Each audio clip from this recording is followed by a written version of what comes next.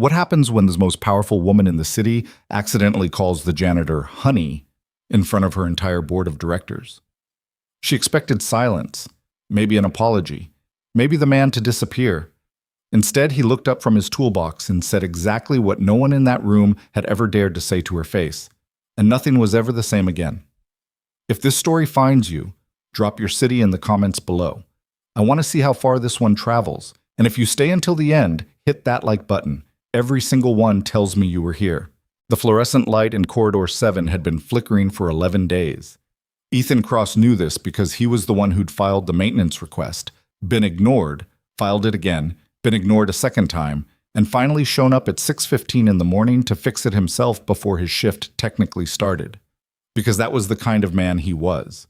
Not because anyone asked, not because anyone noticed, but because a flickering light in a hospital corridor meant someone with a headache or grief or a diagnosis they weren't ready to hear had to walk through that strobing half-darkness to get wherever they were going, and he didn't think that was okay. He was 40 minutes into the job when his phone buzzed. Not his work phone. The other one, the prepaid he kept in his left breast pocket, always on silent except for one contact. "Daddy, Mrs. Patterson says I need money for the field trip tomorrow. It's $8. He read it twice. Then he pulled out his wallet and counted what was in there. $14 and change, plus a gas station receipt he'd been meaning to throw away for 2 weeks. He typed back, "You'll have it. Love you. Eat your breakfast." He didn't tell her he'd been eating peanut butter crackers for lunch 3 days running. She was 8. She didn't need to know. No. Ethan Cross was 32 years old, and he had the hands of a man who'd been working with them since he was 16. Not in a romantic way. Not in the way people describe in movies, where someone's rough palms are a sign of salt-of-the-earth nobility or whatever. His knuckles were permanently discolored from an incident with a pipe fitting 2 winters ago. His right thumb had a scar from a box cutter that had slipped while he was cutting drywall. His index finger on his left hand sat at a slight angle, healed wrong after he broke it during a particularly bad stretch when he couldn't afford an emergency room copay and had taped it himself and hoped for the best. He was not a tragic figure. He would have been annoyed if you'd called him one. He had a job. He had his daughter. He had a 1-bedroom apartment in the Eastfield district that was small enough that he'd converted the walk-in closet into a second bedroom for Lily, complete with glow-in-the-dark stars on the ceiling and a little wooden shelf he'd built himself for her books.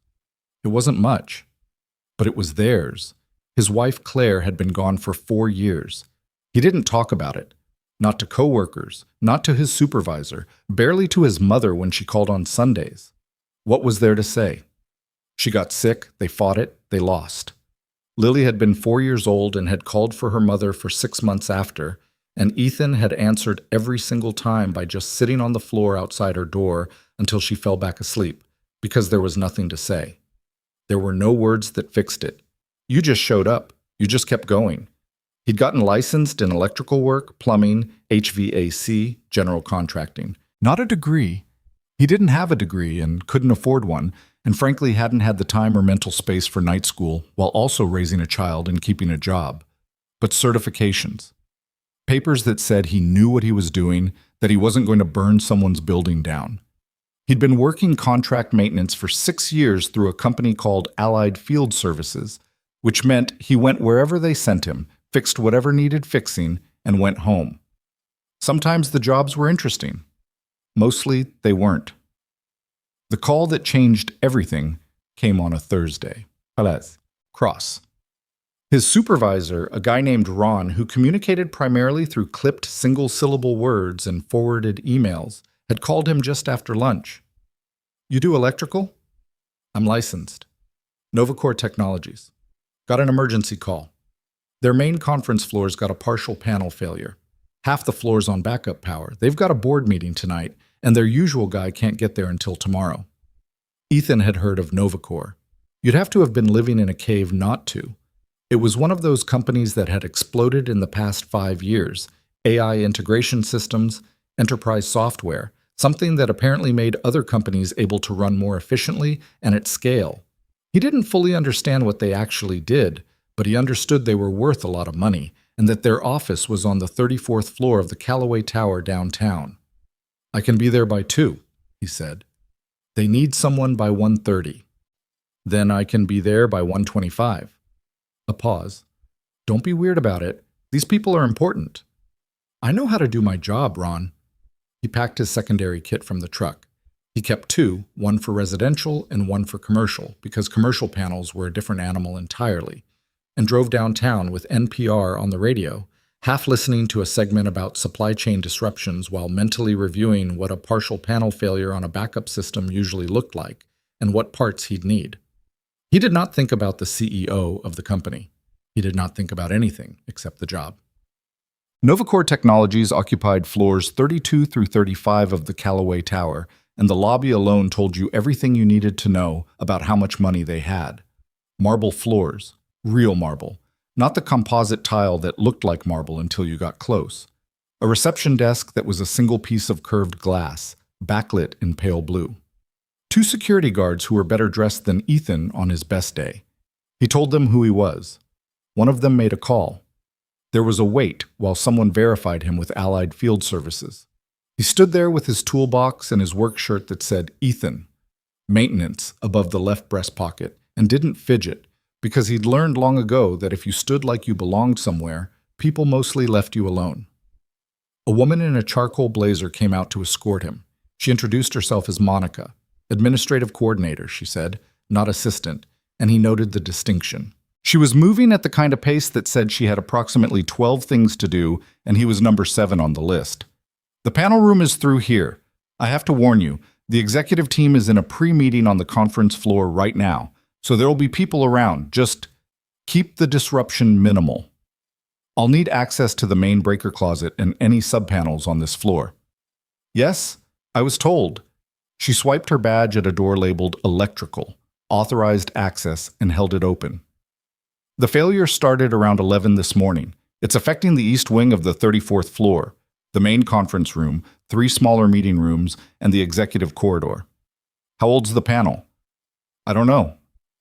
"Any recent renovations to this floor?" "We expanded about a year ago. There was construction." He nodded. That was probably the culprit right there. Whoever had done the renovation work had likely overloaded the existing circuits without properly redistributing the panel loads. It was one of the most common problems he saw in commercial spaces, and it was almost always the result of whoever oversaw the renovation going cheap on the electrical subcontract. "I'll let you know what I find," he said. Monica nodded like she both appreciated this and fully expected to not hear from him again until the work was done. Then she disappeared. The panel was exactly what he'd expected, a mess. Someone had run additional circuits off a breaker that was already at capacity, which meant the panel had been quietly struggling for months, probably since the renovation, and it had finally given out under the load of the conference equipment being set up for the evening meeting. Added to that, there was a loose neutral connection on the main bus bar that looked like it had been that way for a while. Dry, oxidized, the kind of thing that made electricians nervous because it was the kind of thing that caused fires. He photographed everything. Then he got to work. He'd been at it for about 40 minutes, kneeling on the floor with the panel cover off and his voltage meter in his hand, when he heard it.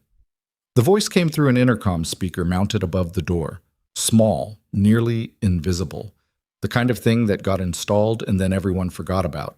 The audio quality wasn't perfect, but the voice was crisp and clear and carried the particular kind of authority that meant whoever was speaking was used to being listened to immediately. "Not interested in excuses, Marcus. The Helion presentation needs to be ready by 7. Not ready-ish, not mostly done. Ready. And I need the revised shareholder projections on my desk before that meeting starts, which means I need them now, which means you needed to have started 2 hours ago. Do we understand each other?" A pause. Then, in exactly the same tone, casual as a weather update. "Honey, can you come here for a second?" Ethan did not look up from the panel. He reached for a wire nut, realized it was the wrong gauge, set it back in the tray, and picked up the correct one. Then his hand stopped. He became aware of 2 things simultaneously: that the voice had been addressing him. He was, as far as he knew, the only person in this electrical room, and that somewhere on the conference floor above him, an entire room of people had just gone very, very quiet. He could hear it through the intercom.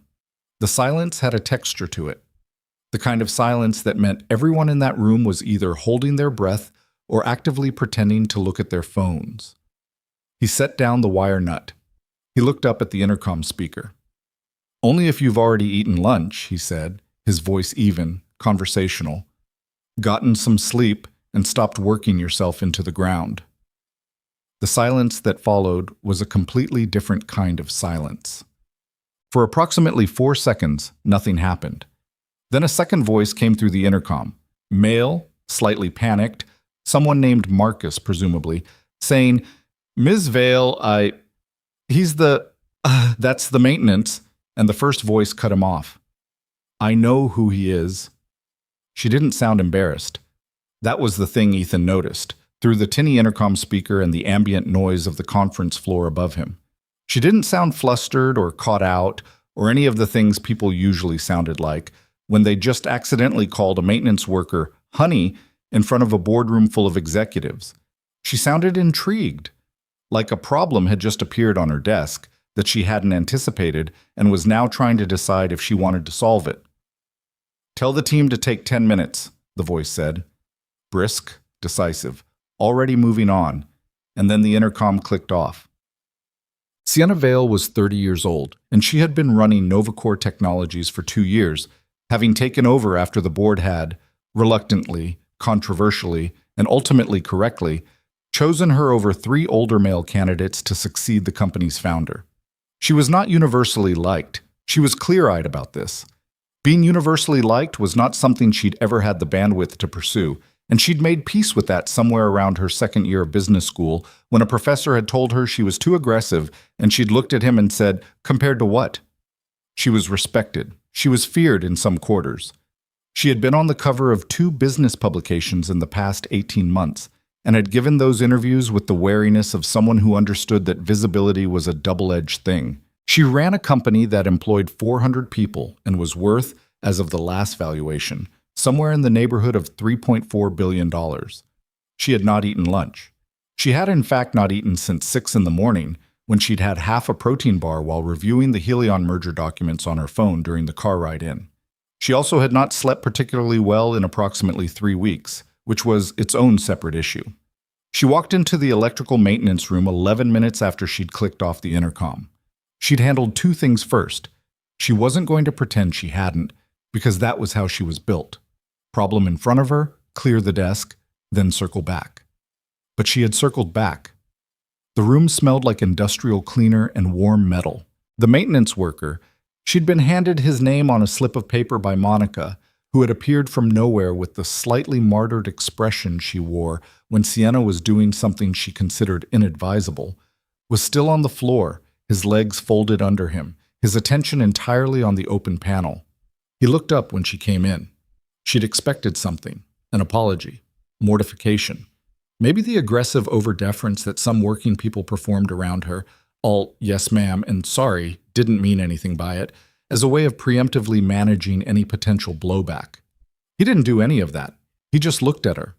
His eyes were brown, a dark, steady brown, and there were lines at their corners that suggested either a lot of time spent squinting outdoors or someone who'd been under pressure for a long time, or both. His face was not particularly remarkable, except that it was entirely without performance. No reading the room. No calculating. He was just looking at her the way you'd look at anyone who'd walked into the room where you were working. "Ms. Vale," he said. Not a question, not a greeting, just an acknowledgement. "You realize," she said, and she kept her voice neutral, "that what you said could be interpreted as quite a few things." "I know what I said." "You're not concerned about what I might do with it?" He picked up what she understood to be a wire connector. She knew approximately nothing about electrical work, and applied it to whatever he was doing in the panel with the focus of someone who had 17 more things to do after this. "With what?" he said. "I told you to eat lunch and get some sleep. If that gets me fired, I'll take my chances." "You're not worried." "About what? You finding me replaceable?" He sat back slightly, not enough to stop working, just enough to indicate that he was capable of having a conversation and doing his job simultaneously. "I'm a maintenance contractor from Allied Field Services. I was replaceable before I walked in." This was not false.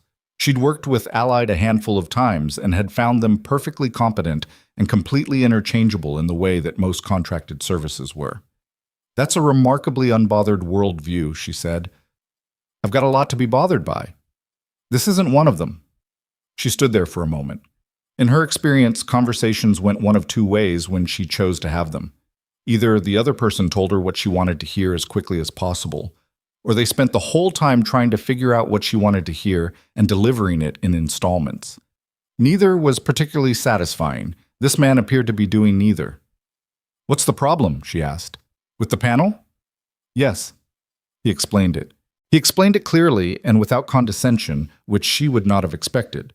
Most contractors either over-explained as if she couldn't possibly follow, or under-explained as if she couldn't possibly understand.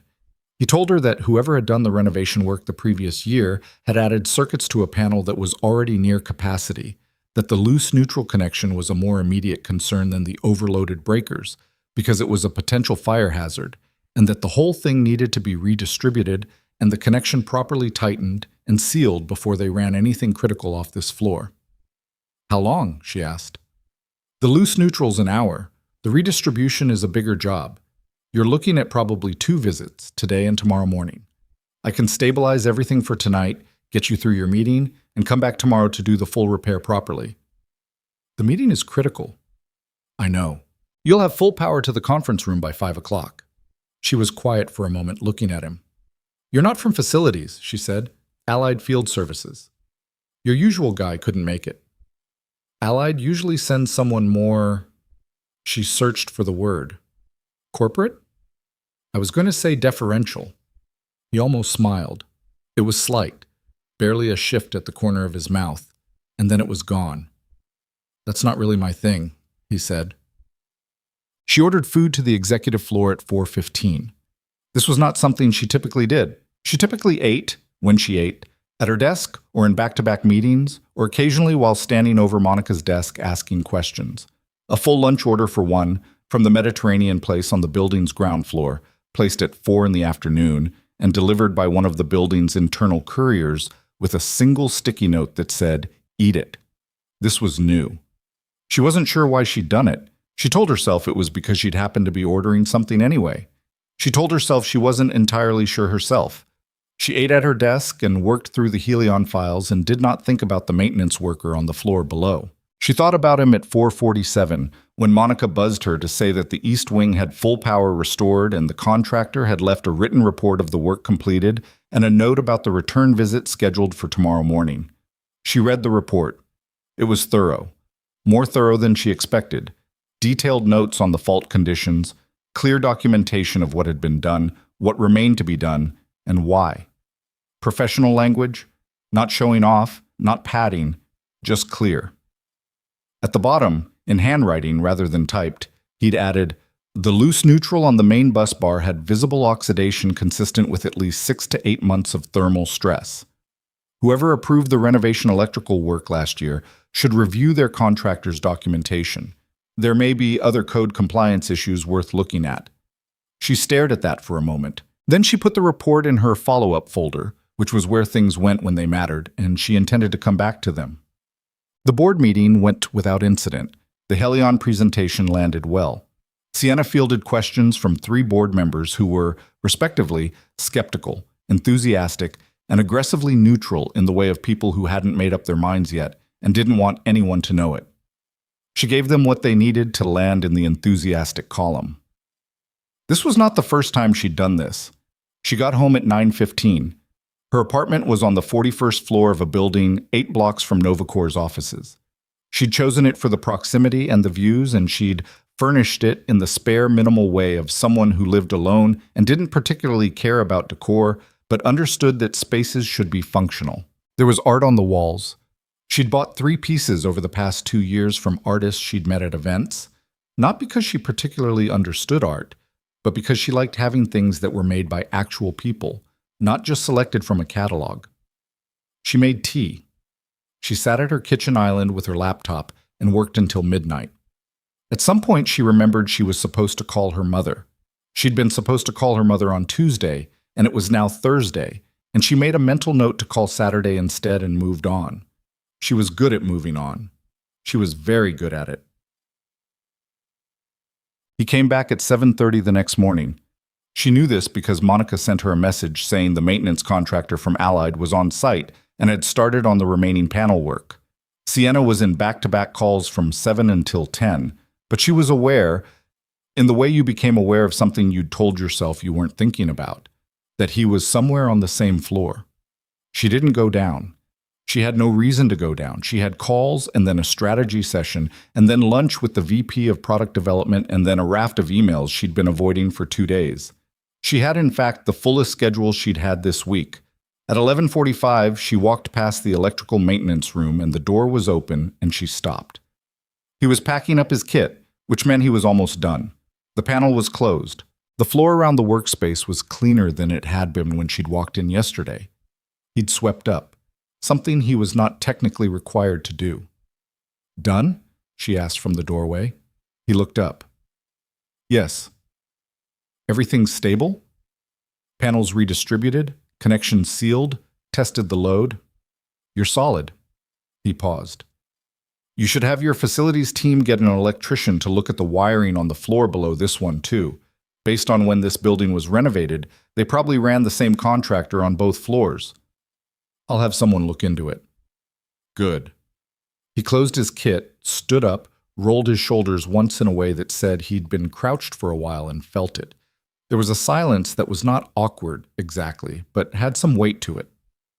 "You ate," she said. He looked at her. "Yesterday. The food I had sent down. I'm assuming you ate it." Something shifted in his expression. Not quite surprise, more like recalibration. "Monica left it in the break room with my name on it," he said. "Yes." "I thought that was a mistake." "It wasn't." He studied her for a moment. "Why?" She didn't answer immediately. The honest answer was because you told me to, and I'm not used to that, and it stuck with me, which was not something she was prepared to say out loud to a maintenance contractor at 11:45 on a Friday morning in an electrical room. "Because you were right," she said instead. "I hadn't eaten." He nodded once, accepting this without making more of it than it was. "My name's Ethan," he said. "I know. It's on your shirt." "Yeah." He picked up his kit. "Ms. Vale." "Sienna," she said. She wasn't sure why. He paused. "Ethan," he said again, and there was something almost like a question in it. "I know," she said. "You said." It. She called Allied Field Services at 2 o'clock that afternoon. She spoke with a supervisor who was, she could tell, trying very hard to sound casual about the fact that the CEO of NovaCore Technologies was on his line personally. "Your contractor who came to us yesterday and this morning," she said, "Ethan Cross. I'd like to request him specifically for any future maintenance needs at our facility." "Absolutely, Ms. Vale.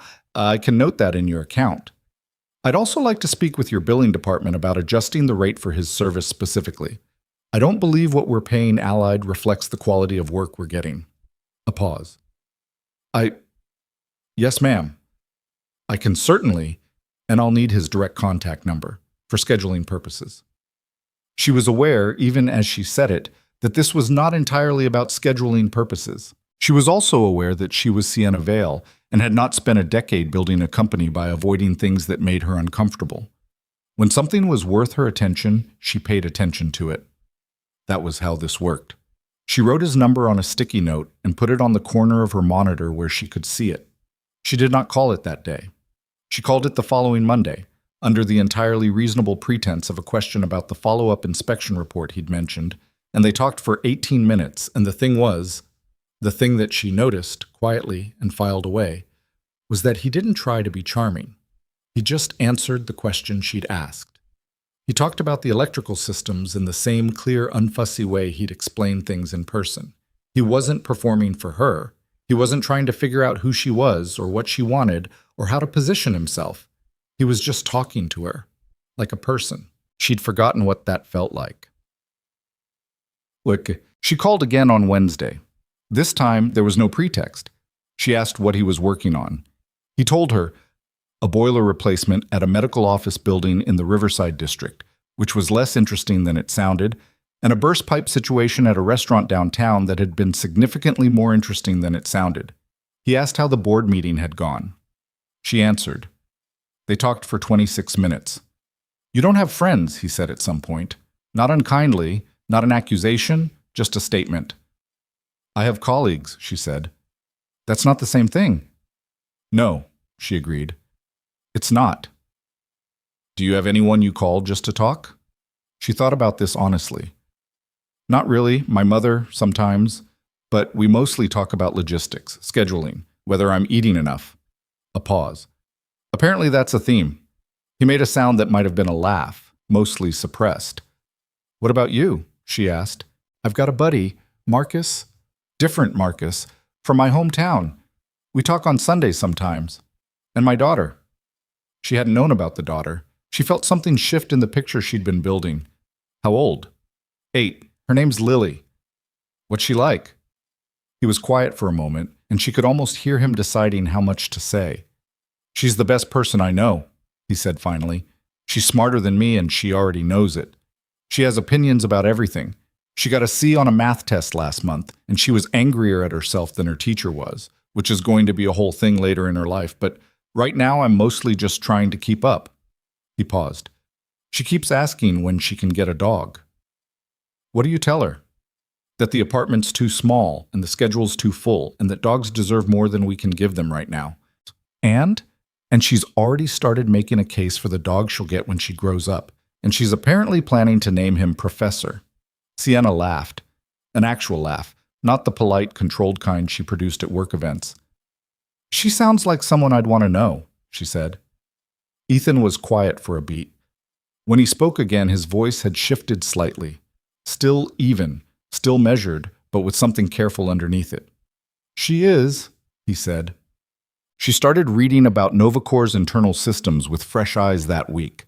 This was not unusual. She reviewed internal reports constantly, but she found herself paying particular attention to the Financial Operations Division, which was under Damien Frost, her chief operating officer.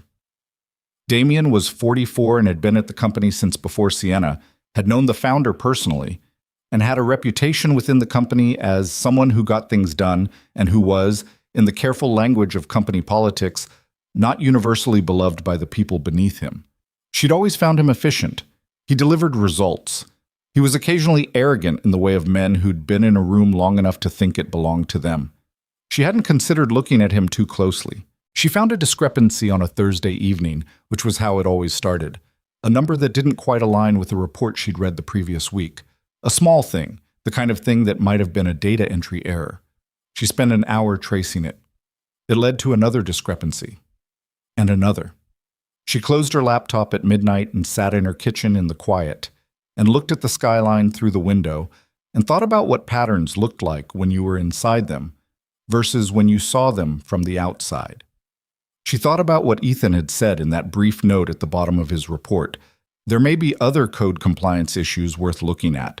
It was not directly relevant. It was just that she'd been thinking about what it meant to look at something carefully and see what was actually there instead of what you expected to find. She opened her laptop again. She kept pulling on the thread. The third time she went to find him, she didn't have a pretext at all. Allied had sent him for a routine inspection of their HVAC system. A scheduled visit, nothing to do with her. She'd known he was coming because it was in the facilities calendar, and she had not gone down to the mechanical room on the 32nd floor, and then at some point around 2 in the afternoon she had, in fact, gone to the mechanical room on the 32nd floor because she was Sienna Vale, and she didn't spend energy pretending she wasn't interested in things she was interested in. He was up a ladder with an inspection light, looking at something in the duct junction overhead. "You're going to fall," she said from the doorway. "No, I'm not. That ladder doesn't look stable. It's fine. The feet are locked." He didn't look down. "You're not here about the HVAC. What makes you say that?" "Because you have an entire facilities team who handles this, and you came down here in a blazer and heels." She looked down at her shoes. "These are reasonable heels." "For an office, sure. For a mechanical room, not so much." He came down the ladder, folded it, and turned to face her. His inspection light was still on, clipped to his belt, and it made the shadows in the room a little strange. What's going on? She didn't answer immediately. She was trying to figure out what she wanted to say, which was unusual for her.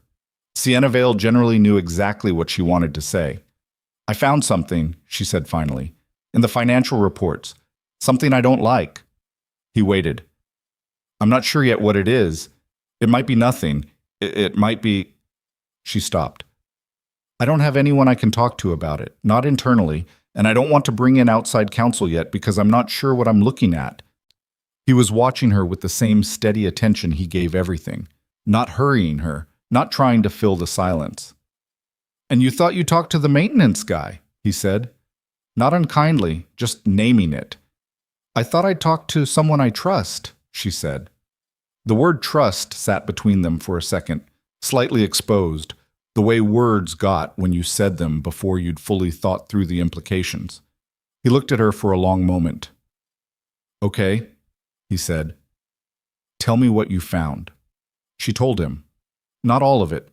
She was still working through the details, but the shape of it. The numbers that didn't line up. The reports that had been retroactively altered in ways that were subtle enough to miss unless you were looking very carefully. The pattern of what was moving and where it seemed to be going. He listened without interrupting. He asked 2 questions, both of them practical and specific and not at all what she'd expected. When she finished, he was quiet for a moment. You have someone inside who you trust completely? He asked. I don't know anymore. Then you need to be careful, he said. If someone's moving money and altering documentation, they've been doing it for a while, which means they've had time to get good at it. You start pulling on threads openly, they'll know. You sound like you've dealt with this before. I dealt with a contractor once who was skimming from the budget on a job I was working. Nothing like what you're describing, but the patterns are the same. You hide something small, you make it a habit, it gets bigger, and you keep it close enough to the center that looking at it directly makes people nervous. She stared at him. You're a maintenance worker. Yeah. You're telling me to be careful like you've done corporate counterintelligence. I'm telling you to be careful, he said, like someone who's watched what happens when you underestimate a problem because you're too busy to look at it straight. She was quiet for a moment. I need to offer you something, she said. This is what you just did, the way you think about this. I need to... Don't, he said. Excuse me? Don't offer me something. I'm not a consultant. I'm not trying to get into your orbit. He said it without heat, without resentment, just matter of fact. I told you what I see because you asked and because it seemed like the right thing to do. That's all this is. She looked at him for a long moment. You're genuinely not interested in what I could offer you. I've got what I need, he said, and then quieter.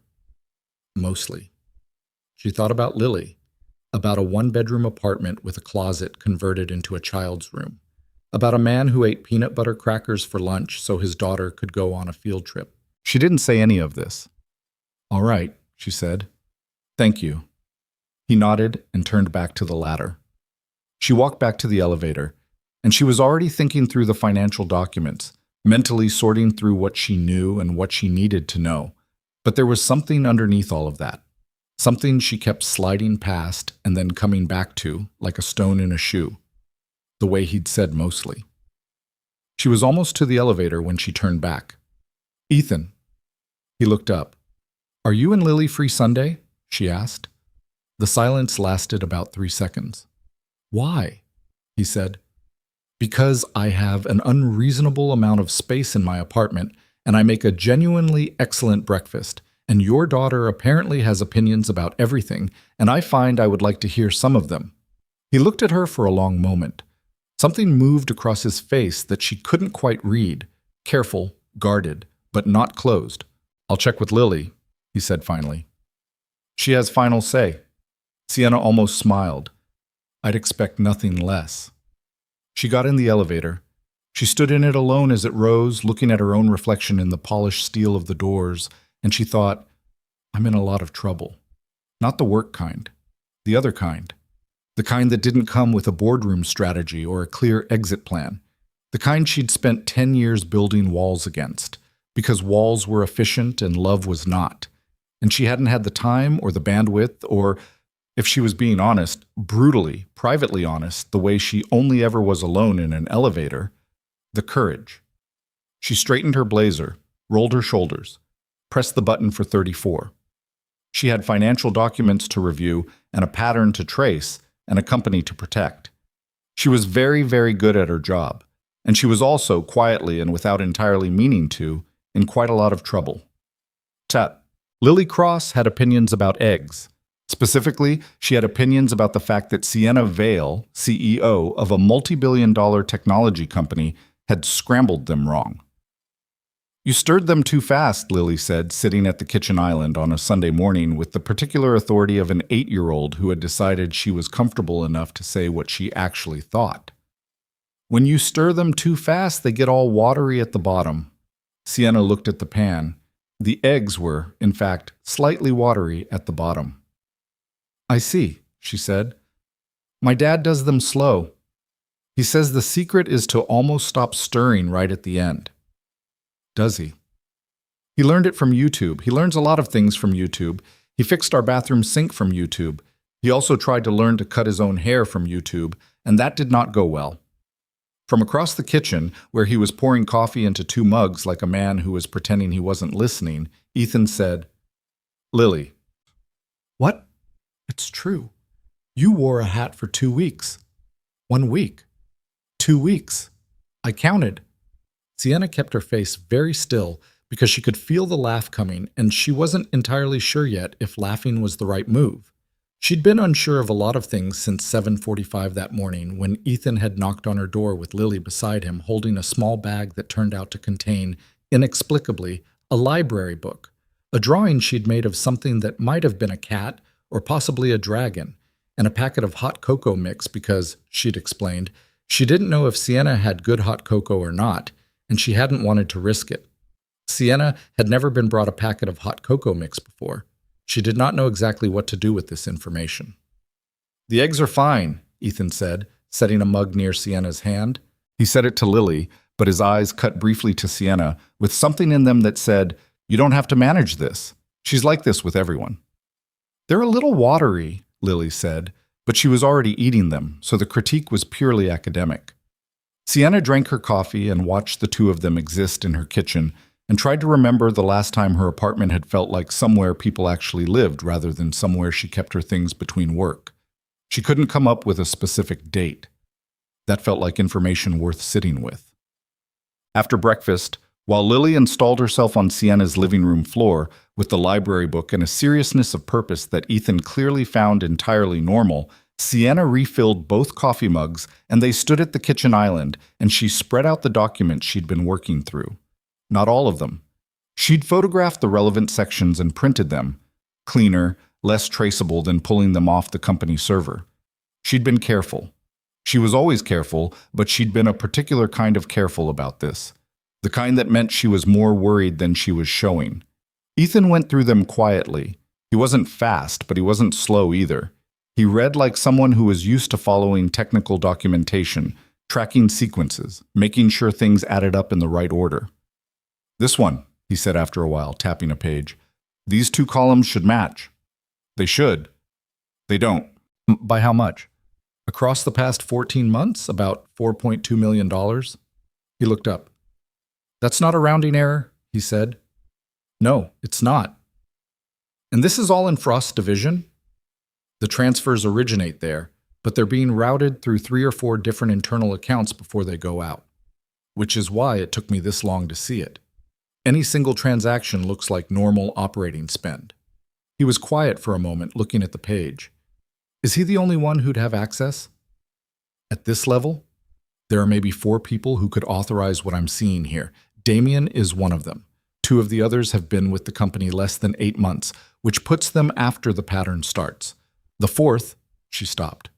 The 4th, Ethan said, is someone I've trusted for a long time. He didn't push. She appreciated that. She wasn't ready to say the name yet. She wasn't sure she'd be ready to say it until she had no choice. What are you going to do? He asked. I'm going to keep gathering, quietly, until I have enough that there's no way to explain it away. He nodded. He was still looking at the documents, and there was something in his expression she was learning to recognize. the particular quality of attention he gave things that worried him. It wasn't dramatic. It was just very still. "Be careful who you tell," he said. "They know you're looking. I know." "I'm serious, Sienna." It was the first time he'd said her name like that, direct, without any of the careful distance he usually kept around it. She noticed this and said nothing about it. "I know," she said again. "I've been doing this for a long time." "Yeah," he said, "but I don't think you've had to do it from the inside before." She didn't have an answer to that, because he was right. She'd navigated hostile boards, difficult investors, competitors who'd played ugly, but those were external threats. She understood external threats. She'd built walls against them. What she was looking at now was something that had been growing inside the walls, and that was a different thing entirely. Lily, who had apparently finished her chapter and decided she'd been patient long enough, appeared at the kitchen island and announced that she wanted to see the rest of the apartment. Ethan started to say something about that being up to Sienna. "I don't mind," Sienna said. So Lily got the tour. She was methodical about it, opening no drawers or cabinets. She had clearly been briefed on what constituted acceptable curiosity, but looking at everything with a careful thoroughness that reminded Sienna of someone she couldn't quite place until she realized she was reminded of herself. "You don't have very much stuff," Lily said in the third bedroom, which served as a secondary office. "I don't like clutter. My dad doesn't either. He says everything you own is a decision you have to keep making." She tilted her head. "I think that's something he read somewhere." "It sounds like something someone read somewhere," Sienna agreed. "I have a lot of stuff, though, mostly books." Lily moved to the window and looked out. 41st floor. The city spread out in every direction, the downtown skyline catching the late morning light. "Wow." "Yeah," Sienna said. "Do you ever get used to it?" "Honestly, no. I've been here 2 years and it's still—" She stopped, looked at the view. "Still feels a little unreal sometimes." Lily pressed her nose against the glass briefly, which left a small smudge, and Sienna did not say a word about it. "My room has glow-in-the-dark stars," Lily said. "They're not real stars, obviously, but Dad set them up so they're in the right positions, like actually the right positions. He used an app." She turned from the window. "Do you get lonely? In a big apartment by yourself?" Sienna looked at her for a moment. "Sometimes," she said honestly. Lily seemed to take this in. "Dad gets lonely too. He doesn't say so, but I can tell." She said this without pity, just as simple reported fact. "He works a lot and comes home and he's tired, and he tries to make things okay for me, and then after I'm in bed, he just sits. I can hear the TV, but I don't think he's actually watching it." Sienna didn't say anything because there wasn't anything to say. "I think," Lily said carefully, "that grown-ups are lonely in ways that kids aren't. Like kids can just say, 'I'm lonely. Will you play with me?' But grown-ups don't do that." "No," Sienna said. "They don't." "I think that's dumb," Lily said, with the simple certainty of someone who hadn't yet learned to dress her opinions up. Then she walked back out to the living room to retrieve her library book. Sienna stood at the window for another moment. The city sat there in the light, enormous and indifferent, and full of people who were lonely in all the particular ways that adults were lonely. And none of them were saying so. And she thought about an 8-year-old who'd packed her own hot cocoa and brought it to a stranger's house just in case, and she pressed her knuckles briefly against the glass. Then she went back to the kitchen. The following week was the kind of week that reminded Sienna why she'd built the life she had. 3 separate investor calls, a product development crisis that turned into a 36-hour scramble, a meeting with the board's risk committee that she'd come out of feeling like she'd run a full mile at speed. Damian Frost had sat across from her at the risk meeting and been perfectly smooth, perfectly confident, perfectly present, and she'd watched him with the particular kind of attention you gave something you'd decided to take apart, and she'd smiled at him and answered his questions and given him nothing. She was good at giving people nothing when that was what they needed to receive. On Thursday, she got a text from a number she'd saved as E-Cross, Allied. "Lily wanted me to tell you that she finished the library book and you were right about the ending. She says this proves you have good taste." She'd recommended a book. Last Sunday, when Lily had told her what she was reading, and Sienna had happened to know the series, and there'd been a brief exchange about whether the third book was worth the wait. She'd said yes. Lily had been unconvinced but willing to reserve judgment. Sienna read the message twice and then typed back, "Tell her the fourth one is even better and she should pace herself." 3 minutes later, she says she doesn't pace herself. Also, she wants to know if you'd come to her school thing next month. There's a science fair. She's doing something with magnets. Sienna put her phone down, picked it up again. "What kind of something with magnets?" The response took a few minutes. She imagined Ethan relaying the question. Then, "She says it's classified until the fair, but she'd like someone there who understands science. I think this is her way of saying my science is not up to standard.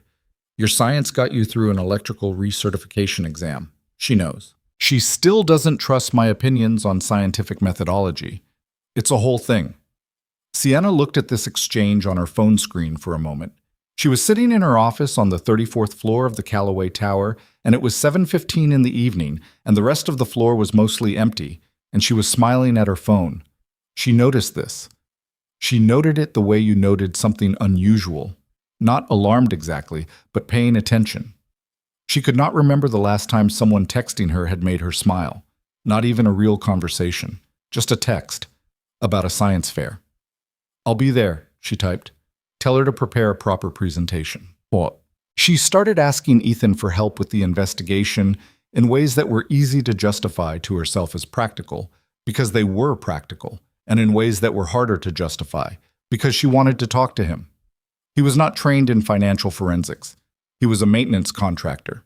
But he had a way of cutting through to the simplest version of a problem and asking the question you were avoiding, and more than once he'd looked at something she'd been analyzing for days and said, "But why would anyone do this in the first place?" in a tone that made her realize she'd been so deep in the how that she'd stopped asking the why. The why mattered. She'd stopped assuming it was purely financial. They met twice in the next 3 weeks. Once at a coffee place near her office, her idea, which she'd framed as a brief catch-up, and which they'd both allowed to last almost 2 hours. Once at a park near Lily's school on a Saturday, Lily running some kind of elaborate solo game involving the climbing structure while they sat on a bench and talked, which was the kind of meeting that had no professional justification at all and which neither of them mentioned. "Damien's going to figure out you're watching him," Ethan said on the park bench, not for the first time. "Not yet. You've been pulling records, even quietly, that leaves traces. I've been routing the access through a compliance review, routine audit protocol." She watched a pigeon investigate something near the base of a trash can. "He won't see me. He'll see compliance. Unless compliance reports to him." She was quiet for a moment. 2 of the 3 people who'd get that report have reported to him at some point in the past 5 years. Ethan didn't say, "I told you to be careful." He didn't say anything for a moment. "What's your timeline?" he asked. "I need 4 more weeks of documentation. Maybe 5. If I move before I have the full pattern, he'll claim it was accounting errors, discretionary fund misallocation, something with plausible deniability." She turned her coffee cup in her hands.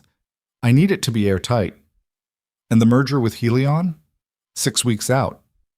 So if something moves before then, it would be catastrophic for the merger, for the company's position." She looked at him. "That's probably why the timeline is what it is. Whatever Damien's building toward, the Helion merger is the trigger. Either he's planning to use the merger to move the money in a way that's harder to trace, or he's planning to use the instability of the merger period to make a play for control." Ethan was quiet, looking at the middle distance where Lily had now recruited 2 other children into whatever game she was running, apparently as supporting cast. "She does that everywhere," he said, and his voice had shifted entirely, softer, a little helpless in the way parents sometimes were. "She'll walk into any situation and figure out who wants to be included and make it happen." Sienna followed his gaze.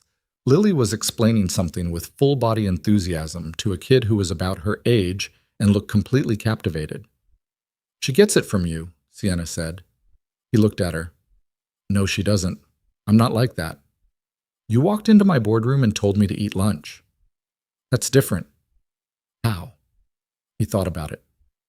"That was just, she tries to make people feel included.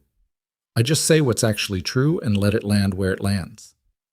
And you don't consider that a form of care? He was quiet for a moment. She could feel him turning the question over, examining it. I don't usually think about it that way, he said finally. I know, she said. That's why I said it. He looked at her for a second with an expression that was hard to read. Not closed exactly, but careful, like he was making a decision about something. Then Lily shouted, "Dad, come!" from the climbing structure, and Ethan stood up, and the moment passed. But it didn't disappear. It just went somewhere quieter, somewhere they were both aware of, but hadn't named. Two things happened in the same week. The first was that a junior analyst in Novacore's financial operations team sent Sienna a message through the company's internal system. His name was Priya. No, the message was from someone named Joel Priya, which she initially read wrong. And the message was short, flagged as confidential, and said only, "I think I've found something. I don't know who to tell. I don't know if it's safe to tell anyone. Can we talk?" She'd set a meeting with him for the following morning, private, off the calendar. He was 24. He'd been with Novacore for 11 months. He sat across from her in a conference room she'd booked under a false purpose, and he was visibly nervous in the way of someone who hadn't yet learned how to hide it, which she found more credible than if he'd been composed. He'd found a different part of the same pattern she'd been tracking. He'd found it because he'd made an accounting error of his own, entered a transaction code incorrectly. And when he'd gone to correct it, he'd discovered the corrected version already existed in the system, entered by someone else, with a timestamp from 20 minutes after his original entry. Someone had been monitoring his inputs and correcting them in near real time, not to catch errors, to normalize the data, to make sure anyone reviewing the ledger would see clean numbers. "Do you know who corrected it?" she asked. "The user ID belongs to the compliance review system, but the system runs on automatic protocols and it doesn't fix individual transaction codes. It flags them for human review." He stopped, started again. "Someone used the system's credentials to make the edit look automated. Can you tell me which transactions you were working on when this happened?" He could. He handed her a printout. She looked at it for a moment. It was in Damien Frost's division. Of course it was. "Joel," she said carefully, "I'm going to ask you to do something difficult. I need you to continue working exactly as you have been.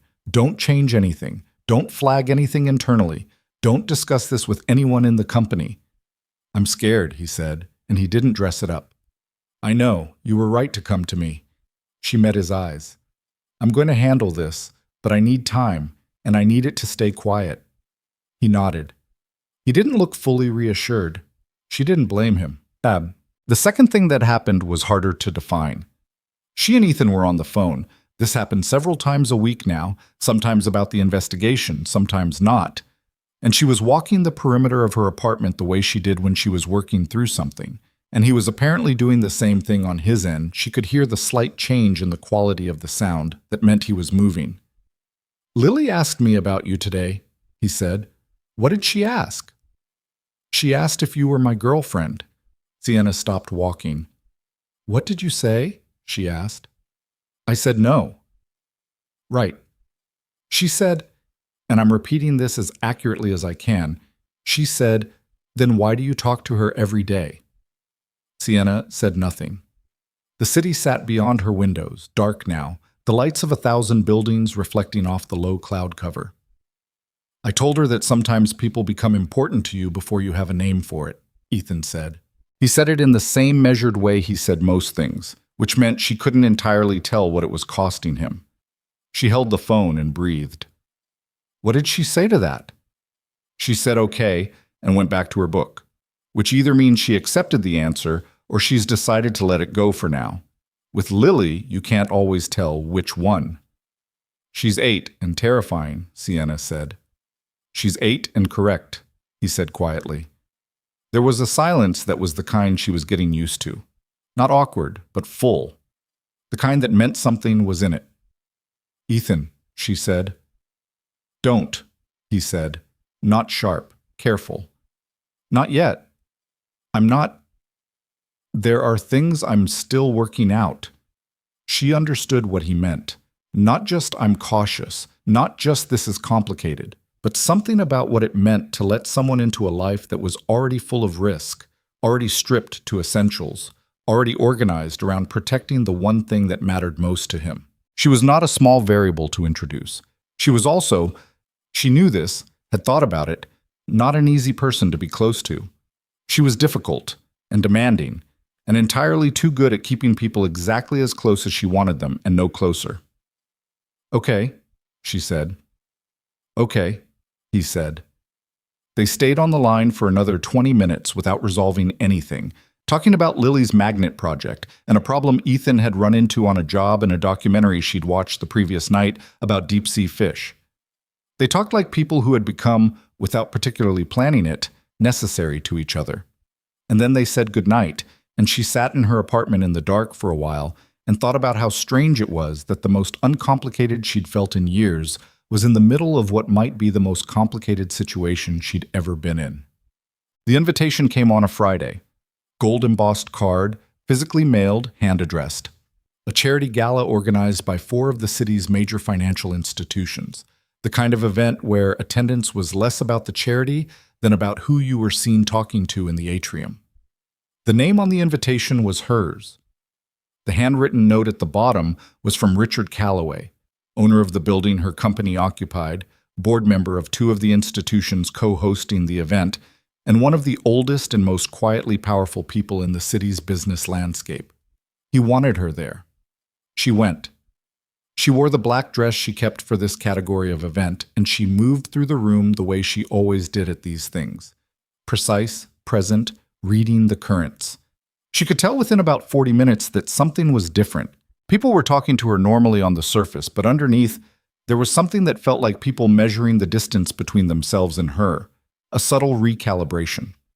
She found out why when Richard Calloway himself appeared at her elbow near the bar, genial as ever, and said in a voice designed to sound like casual conversation, "I heard Helion's been asking questions, Sienna. Not publicly, but asking." "What kind of questions?"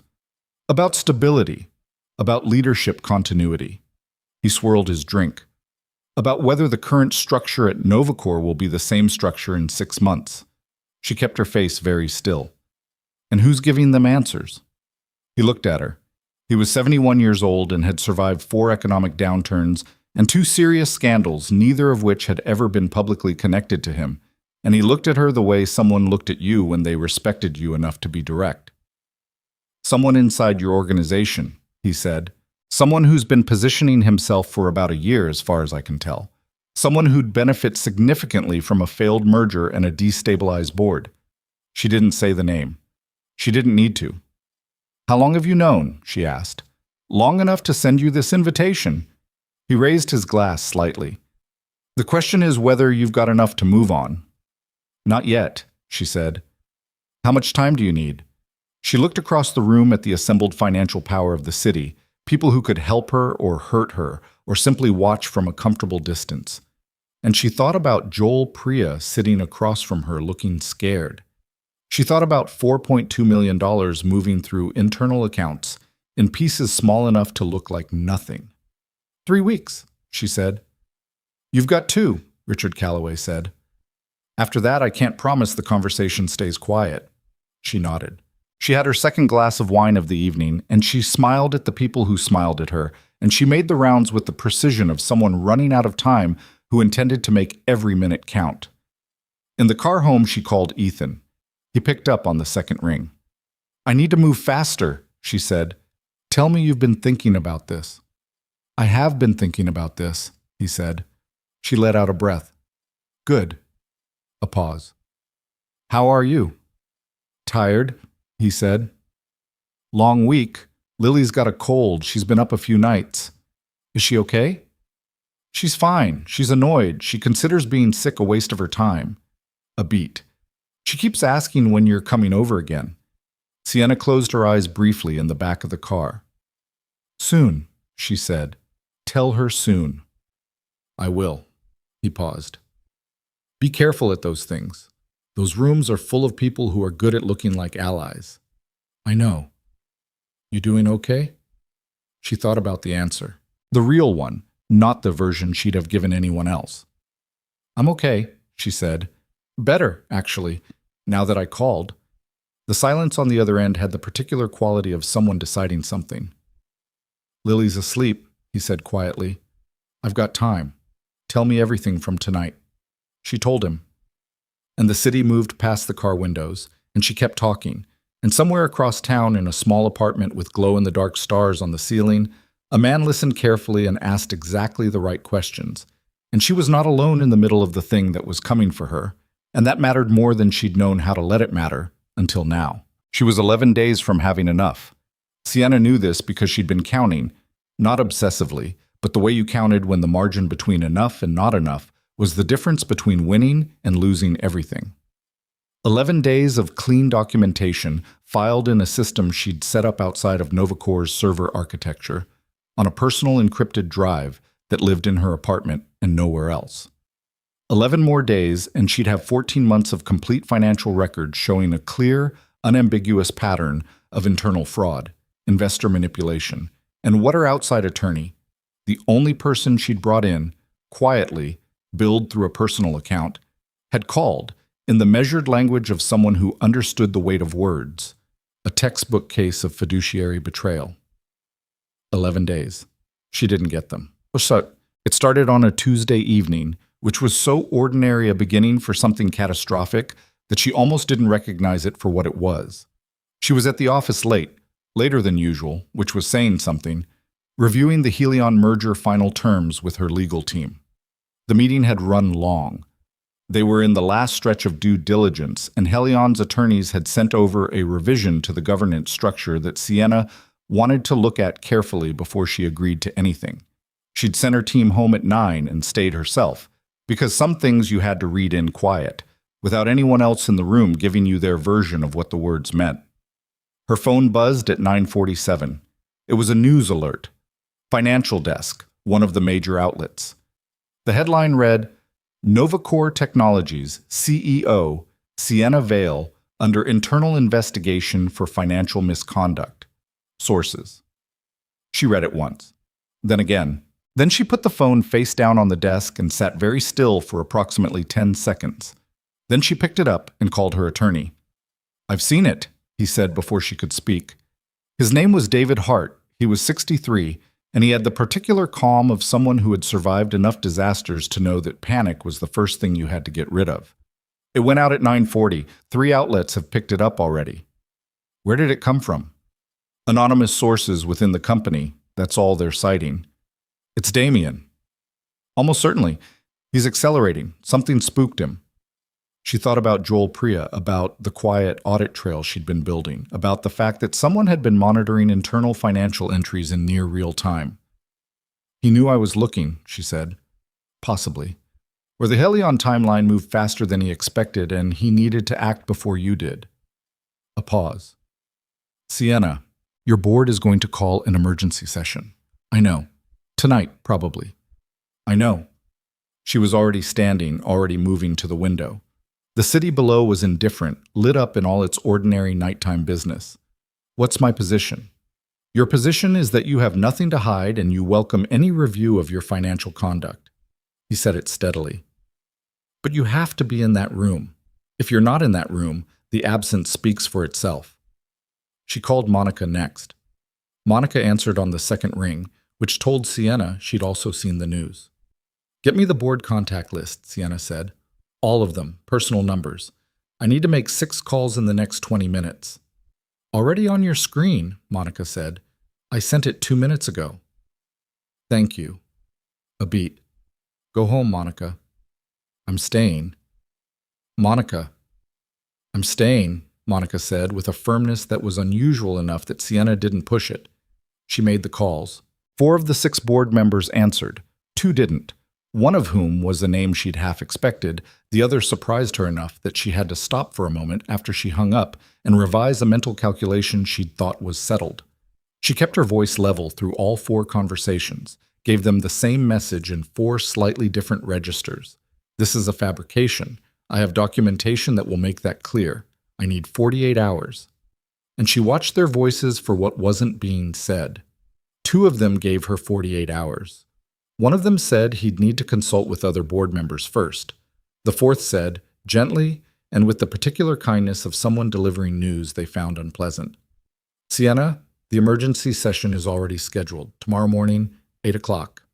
She thanked him and hung up. She sat at her desk in the empty office on the 34th floor and looked at the Helion merger documents still spread across the table, and she understood, with the specific, terrible clarity of someone watching something they built start to come apart at the seams, that she was not going to make it to 11 days. She was not sure she was going to make it to tomorrow morning. She called Ethan at 10:20. She hadn't planned to. She'd planned to call her attorney back, then go through the board member list again, and figure out who she could still reach tonight, then start preparing the documentation she'd need for tomorrow's session. She had a plan. The plan was what you held on to when everything else was moving, but her hands made the call before her plan did, and that was the thing she noted about herself, quietly, without judgment, as the phone rang. He picked up on the third ring. "I saw," he said. She didn't say anything for a moment. "How bad is it?" he asked. "Bad?" She pressed her fingers against the bridge of her nose. "Emergency board session at 8 tomorrow. 3 outlets running the story. Helion will see it by morning. Their attorneys will have questions by noon. What do you need right now?" She looked at the city through the window. 41st floor, all those lights. "I don't know," she said, which was the most honest thing she'd said all evening and the hardest. "Okay." A pause. She heard a sound on his end. A chair. He was sitting down. "Walk me through what happened. Start from when you got the alert." So she did. She told him everything. The board calls, David Hart, the 2 board members who hadn't answered, the revised calculation she'd had to make about who was where. She wasn't looking for solutions. She just needed to say it out loud to someone who wasn't going to tell her what she wanted to hear. He listened. He asked 2 questions. He didn't offer anything that wasn't useful.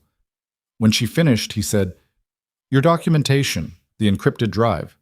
It's safe? It's at home. Good. That's still yours. That doesn't go away. It's not enough yet. I needed 11 more days. Is there any way to compress that?" She thought about it. "If I file the financial misconduct report with the board myself preemptively, tonight, it reframes who's the aggressor, but I'd be moving before I have the full pattern. He could claim the gaps are his evidence." "What does your attorney say?" "I haven't asked him that yet." "Call him back. Right now. I'll be here." She did. She had a 40-minute conversation with David Hart that she stood through the entire time, pacing the perimeter of her office, and by the end of it, they'd agreed on a strategy that was not the strategy she'd wanted, but was the strategy she had. She would walk into the board session tomorrow morning with everything she had. Not everything she'd wanted, but everything she had. And she would present it herself, clearly, before Damien had a chance to set the frame. It was a risk. Every option was a risk now. The question was which risk you chose. She called Ethan back. "Okay," she said. "Okay," he said. "How are you doing?" She stopped. She sat down in her chair. She looked at her hands on the desk. They were steady. They'd been steady all evening, which she found exhausting in a way that was hard to explain. Maintaining steady was its own kind of work. "I'm scared," she said. She said it the same way Joel Priya had said it to her across a conference table, without dressing it up. Because she was talking to Ethan, and he'd never made her feel like she needed to dress things up. "I know," he said. "I built this company, not from nothing. I know it wasn't from nothing. I had investors and a board and a team. But I built what it is. The strategy, the direction, the culture. 400 people who came to work every day because they believed we were doing something worth doing." She looked at the wall. "And now my name is in a headline as a fraud." "Your name is in a headline as someone accused of fraud," he said. "That's different. Not to the people reading it at 10 o'clock at night." "No," he admitted. "Not tonight. But it will be," she breathed. "You don't know that." "No," he said again, "but I know you, and you're not going to let this just happen to you." She was quiet for a moment. "Ethan?" "Yeah." "Go be with Lily." "She's asleep." "I know. Go be in the same place as her." She said it carefully. "It'll help. Not me. You." Just go be near her. A pause. You sure? I'm sure. She stood up, put her blazer back on, gathered the Helion documents into a folder even though she didn't know if they'd ever be relevant again. I have work to do, and you've already done more than you know. He didn't push. He understood when something was decided. Call me after the board session, he said. Doesn't matter what time. Okay. Sienna. Yeah. You built something real. That doesn't disappear because someone told a story about it. She held the phone for a moment after he said it. Good night, Ethan, she said. Good night. The board session lasted 4 hours and 11 minutes. Sienna knew the exact duration because she'd watched the clock on the wall of the conference room. The same conference room where her board had sat 3 months earlier and approved the Helion merger terms. And she'd tracked every minute the way you tracked something you were surviving. She presented her documentation first. She'd requested, through David Hart, the right to address the board before any formal proceedings, and they'd granted it, which she took as a sign that at least some of them were still thinking clearly. She stood at the head of the table where she'd stood dozens of times before, and she laid out 14 months of financial irregularities. The account routing Joel Priya's testimony, which he'd agreed to give in writing at considerable personal risk to himself, and she intended to remember that, and the pattern of systematic manipulation that pointed clearly and specifically to Damien Frost. Damien sat at the table 3 seats to her left. He let her finish. He did not interrupt, did not react visibly, sat with the particular stillness of someone who had prepared for this moment more thoroughly than she'd known. When she finished, he placed a folder on the table and said, in the reasonable tone of someone presenting a counter-argument, I appreciate Sienna's commitment to transparency, which is exactly why I think it's time for the board to review her own financial conduct. The folder contained 47 pages of documents. She'd seen them before. Not these exact documents, but their shape. Financial transfers selectively presented, decisions she'd made over 2 years stripped of context and reframed. A compensation package she'd approved for a departing executive presented as inappropriate personal expenditure. A consulting retainer she'd authorized, reframed as a kickback.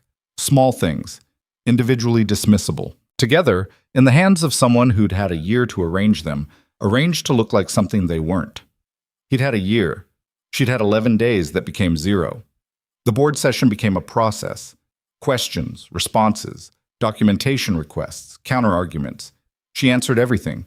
She did not lose her composure. She caught 2 factual errors in Damien's documents and named them clearly, with sources, which landed the way factual corrections landed when everyone in the room was watching. Noted, but not dispositive. Not enough on its own. At the end of 4 hours and 11 minutes, the board chair, a man named Gerald Cho, 67, who had been on the board since the company's founding and who Sienna had always found fair if deeply cautious, said that given the seriousness of the allegations on both sides, the board was suspending active executive decision-making authority pending a full independent review. Suspending active executive decision-making authority, which meant, in plain language, that she was still CEO in title and not in practice, which meant Damien had won the first round. The building felt different when she walked out of the conference room.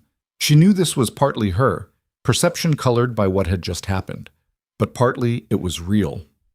People in the hallway moved differently around her. Not all of them. A few people caught her eye and held it, which meant they were still there. But the shift was visible. The way a change in air pressure was visible in how people stood and breathed and chose not to say certain things.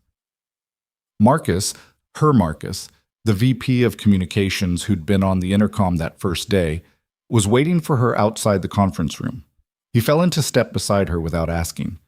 I heard, he said quietly. I know. What do you need? She thought about it. I need Helion to not do anything stupid in the next 24 hours. I can call their communications lead. We went to school together. Do it. She paused. Don't say more than you have to. Just buy time. He nodded. He peeled off toward his office. She went to hers, closed the door, and sat at her desk. Her inbox had 43 new messages. She looked at the names on the first 3 and closed the laptop. She called David Hart. He told her that the independent review would take 4 to 6 weeks, that the board had made the legally defensible move in the circumstances, and that their case was not lost. He said this in the calm, measured way of someone who meant it as professional assessment and not comfort, which was what she needed from him. She called Monica next. Monica said, "Your calendar's cleared for the rest of the week. I told everyone the board session ran long. I said nothing else." A pause. "That's all I could do today. I'll come up with more tomorrow." "Thank you, Monica." "Please go home," Monica said. "You've been here since before 7 this morning." She went home. She was sitting in her apartment at 3 in the afternoon, still in the blazer she'd worn to the board session, when someone knocked on her door. She wasn't expecting anyone. She hadn't called anyone. She'd called her mother briefly, a 10-minute conversation that had been the most exhausting 10 minutes of the day because her mother had tried to help, and help from her mother sounded like worry piled on worry, and Sienna had been gentle and patient about it, and afterward felt hollowed out. She opened the door. Ethan was standing in the hallway. Lily was beside him, slightly behind, holding a piece of paper rolled up in both hands like a scroll. She was also wearing her school backpack, which suggested they'd come directly from pickup. Sienna looked at them for a moment. "I didn't call you," she said. Not accusing, just noting. "I know," Ethan said. "We were in the neighborhood." "You live 20 minutes from here." "Lily had a thing near here." "Dad, we didn't have a—" "Lily." Ethan's voice was gentle but definitive. Lily closed her mouth. She looked at Sienna. Something in her face, which was usually running at full speed in all directions, was quieter than usual, more careful. She held out the rolled-up paper. Sienna took it and unrolled it. It was a drawing. Crayon, the precise and slightly effortful kind that meant she'd taken her time. 3 figures standing side by side in front of what appeared to be a building, a tall one with many windows. The 3 figures were clearly meant to be specific people, a tall one in a blazer, a slightly shorter one with a toolbox, and a small one between them with curly hair. All 3 were holding hands. Under the drawing, in the careful print of a child who had recently learned that handwriting mattered, it said, "We are your people." Sienna stood in her doorway and looked at the drawing for a long moment. "She insisted on bringing it today," Ethan said quietly. "She wouldn't tell me why she picked today until we were in the car." "I saw the news this morning," Lily said, with the directness of someone who hadn't learned yet to talk around hard things. "My teacher was talking about it before class. She didn't know I knew you." She paused. "I didn't like how she said it." Sienna looked at her. "How did she say it?" "Like it was decided. Like you already lost." Lily was serious in the way children were serious when they'd thought about something carefully. "I don't think that's true." Sienna didn't say anything for a beat. Then she stepped back from the door. "Come in," she said. "But chop." Ethan made tea. This was, she noticed, something he defaulted to. The practical action, the thing that gave the room something to organize around. He found the kettle, found the tea, found the mugs, and moved through her kitchen with the easy competence of someone who'd been there enough times to know where things were. Which was true. He had been there enough times. Lily was at the kitchen island, doing homework she'd taken from her backpack, asking Sienna questions about math every few minutes with no apparent awareness that this was an unusual thing to do. Sienna answered when she could and said, "Ask your dad," when she couldn't, and the rhythm of it was strange and ordinary, and she found she was grateful for both qualities. "The board suspended my authority," she said, when Lily was deep enough into a worksheet to be temporarily unavailable. Ethan looked at her over the rim of his mug. "Temporarily," she said. "Independent review, 4 to 6 weeks. Is the documentation enough?" "To clear me, yes." "I think so. My attorney thinks so." She wrapped both hands around her mug. "But clearing me and winning are different things. Damien's already talking to investors. I've heard through 3 separate people that he's been making calls for the past 48 hours. He's building a coalition." "Can he take the company?"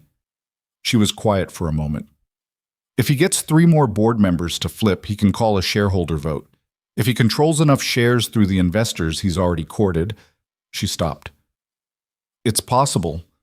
It's more possible than I want to say out loud. Ethan set his mug down. What would that look like? He'd restructure the leadership, install himself as CEO. The merger with Helion either collapses or gets renegotiated on terms that benefit the new structure. The 400 people who work at Novacor, she stopped again, looked at the countertop. Some of them would be fine. Some of them wouldn't. Damien has a list of people he considers loyal and a list of people he considers obstacles, and he is not subtle about which is which. She thought about Marcus, about Joel Priya, who'd taken a risk she'd asked him to take and was now sitting somewhere not knowing how it had landed, about Monica, who'd stayed. I'm not done, she said. I want you to know that. I'm not saying this because I'm giving up. I know you're not, Ethan said, but I think it's going to get worse before it gets better. And I wanted to, she paused. She looked at him directly. I wanted to tell you that whatever happens, you and Lily should not be part of the collateral.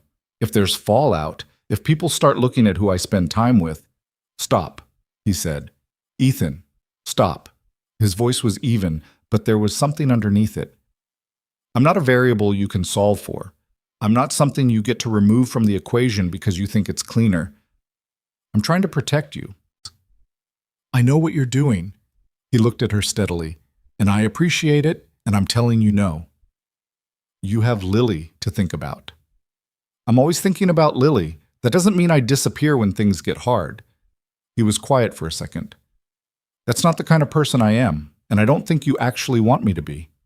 She held his gaze. She didn't say anything. Sienna. He said it the way he'd said it on the phone that night, direct, without the careful distance. You're not going to face this alone. That's not something I'm offering you the choice about. Lily looked up from her worksheet. She'd clearly been listening. She said nothing, just looked at them both, then looked back down. But she was almost smiling, and she was not good at hiding it. Sienna looked at the drawing on the counter. 3 figures, all holding hands. She felt something loosen in her chest. Not break, not collapse, just loosen. Like something that had been held very tight for a very long time was remembering that it didn't have to be. Thank you, she said.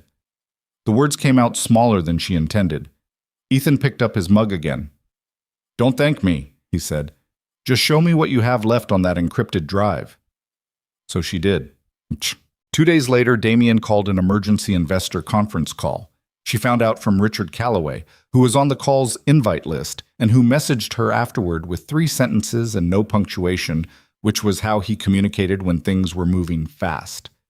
He's positioning for a governance vote, has 9 investors committed as of this morning, needs 3 more board members. She had 2 board members she was certain of. 3 she believed were uncertain. 1 who had not returned her calls since the headlines broke. The math was not comfortable. She spent 3 days in meetings she hadn't scheduled, and phone calls that went past midnight, and conversations that required her to hold her position with exactly the right amount of force. Enough to be credible, not so much that she looked desperate. She slept 4 hours the first night and 5 the second, and on the 3rd night she didn't sleep at all, just sat at her kitchen island with the encrypted drive and her laptop, and went through everything again, looking for what she might have missed. She found it at 4 in the morning. It was small. A single account number that appeared in the transfer chain, repeated 6 times across 14 months, that she had traced previously to a shell company registered in Delaware. She'd hit a wall with the shell company 3 weeks earlier because the beneficial ownership was obscured behind 2 additional corporate layers. At 4 in the morning, running on no sleep and the 3rd cup of terrible coffee she'd made from the bag at the back of her cabinet, she ran the account number against a different database. Not the one she'd been using. A public records database she'd pulled up on an instinct that was maybe half desperation. The account had received a wire transfer 3 years earlier from a company she recognized, not Novacor, a construction firm she'd looked into during Novacor's initial facility build-out and declined to use because of questions about their compliance record. That construction firm had, at the time she'd looked into them, 1 primary investor of record, Damien Frost. She stared at the screen for a long time. Then she called David Hart at 4:17 in the morning. He answered, which told her he'd been awake too. I found the direct link, she said. The money isn't going to an outside third party. It's going back to him. He's been paying himself through a chain of entities he controls. A silence on the other end. Then, can you prove the beneficial ownership? I can show the connection. An attorney with subpoena power could prove the rest. Sienna, he took a breath. This changes things. If we can get this in front of the right people before the governance vote, how fast can you move? I'd need to make some calls, regulatory contacts, not quick officially, but there are ways to... He stopped. Give me until morning. It is morning. Give me until actual morning, he said, and she could hear the exhaustion and the focus in equal measure. And let me work. She put the phone down. She sat in her kitchen in the 4 a.m. quiet, and she was not yet safe, and she was not yet winning, but she had something she hadn't had before, and that mattered. That was real. She texted Ethan even though she knew he was asleep. I found it. His response came 40 seconds later, which meant he hadn't been asleep at all. Tell me. She called him. She told him. He listened. And then he said in the quiet voice of someone who was relieved in a way he wasn't going to overstate, Okay, now what? Now, she said. We see if it's enough. Outside her windows, the city was still dark. That particular pre-dawn dark that was different from the nighttime dark. Emptier, stiller, the whole thing on the edge of something. She sat with the encrypted drive in her hands and the phone at her ear, and she held on to both. She had not won. She was a long way from winning. But she had found the thread, and she was not letting go of it. David Hart moved fast. Faster than Sienna had expected, which said something, because she'd hired him specifically because he moved fast. By 7 in the morning, he'd reached 2 contacts at the Securities and Exchange Commission's Enforcement Division. Not through official channels, not yet, but through the particular network of relationships that existed between people who'd spent careers in financial law and knew when something was worth picking up the phone at 7 in the morning for. By 9, he had a preliminary conversation documented. By 11, he called Sienna and told her in his measured way that the regulatory interest was real and that the timeline for official action was likely to be measured in days rather than weeks. How many days, she asked. 3 to 5 if they move quickly. They'll want to freeze the relevant accounts before Damien can move money. That's their first priority. And the governance vote is scheduled for Friday, which gives us 2 days, she said.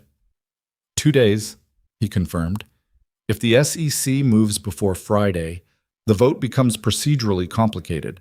A company can't vote on leadership restructuring while it's under active regulatory review, not without significant legal exposure for every board member who participates. She was quiet for a moment. He'll know something is happening. Probably. He has people watching the same channels we do. Then he'll try to accelerate. Yes, David said. He will. She thanked him and hung up and stood at her kitchen window for a moment, thinking about what it meant to be in a race where the other person also knew they were racing. Then she called Ethan. He was on a job. She could hear the particular background ambient of a commercial space, the distant hum of HVAC, the occasional sound of something being moved. He stepped away to talk, and she could tell from the change in the sound that he'd gone somewhere quieter. She gave him the update. Concise, the way she'd learned to be with him because he processed information better when it wasn't padded. 2 days, he said. 2 days. What do you need from me? She thought about this honestly. Nothing operational. David's handling the regulatory piece. My attorney team is preparing documentation. She paused. I wanted you to know where things are. Okay? A beat. How are you holding up? I haven't slept. I know. How are you holding up? She looked at the window. The city was doing its ordinary morning thing, buses and pedestrians, and the particular mid-morning light of a November weekday, completely indifferent to whatever was happening on the 41st floor of a residential building a few blocks over. I'm scared, she said, for the second time in as many days. It was getting slightly easier to say. She wasn't sure if that was good or not. I'm scared that 2 days isn't enough. I'm scared that even if the SEC moves, Damien has enough momentum with the investors that the vote happens anyway. I'm scared that 400 people lose their jobs because I didn't see this coming fast enough. He didn't tell her she'd done everything right. He didn't tell her it would work out. She appreciated this because she would have known both things were only partially true. "What's the one thing you can do today that matters most?" he asked. She thought about it. "The 3 uncertain board members. I need to talk to them before Damien does." "Then do that." "I've been putting it off because I don't know what I'm walking into." "I know," he said. "Do it anyway." She called Monica. "I need face-to-face meetings with Patricia Ewan, Howard Lim, and Stephen Garrett. Today. I don't care where or when. I'll go to them." "Patricia Ewan is in Boston until tomorrow," Monica said. "Book me on the noon flight." "That's in 2 hours." "I know." She met Patricia Ewan in a conference room at a law firm in downtown Boston at 3 in the afternoon. Patricia was 61, a former federal appellate judge who had moved into corporate governance 15 years earlier, and she was one of the board members who had not returned Sienna's calls after the initial headlines. Sienna had expected cold. What she got was careful, which was different, more workable. "I haven't called you back," Patricia said before Sienna could open, "because I wanted to hear both sides before I spoke to either of you." "And have you heard Damien's side?" "Yesterday morning, for 90 minutes. She looked at Sienna steadily. "He's thorough. I'll give him that. He's had a year to prepare. He has documentation. So do I." Sienna placed a folder on the table. "Mine shows a different story than his." Patricia took the folder. She read it, not skimmed, actually read, while Sienna sat across from her and did not fidget. 14 minutes. Sienna counted. When Patricia looked up, her expression had shifted. Not dramatically, but something in it was different. "This account chain," she said, tapping a page. "You've traced this to him directly?" "Through a company he invested in 3 years ago.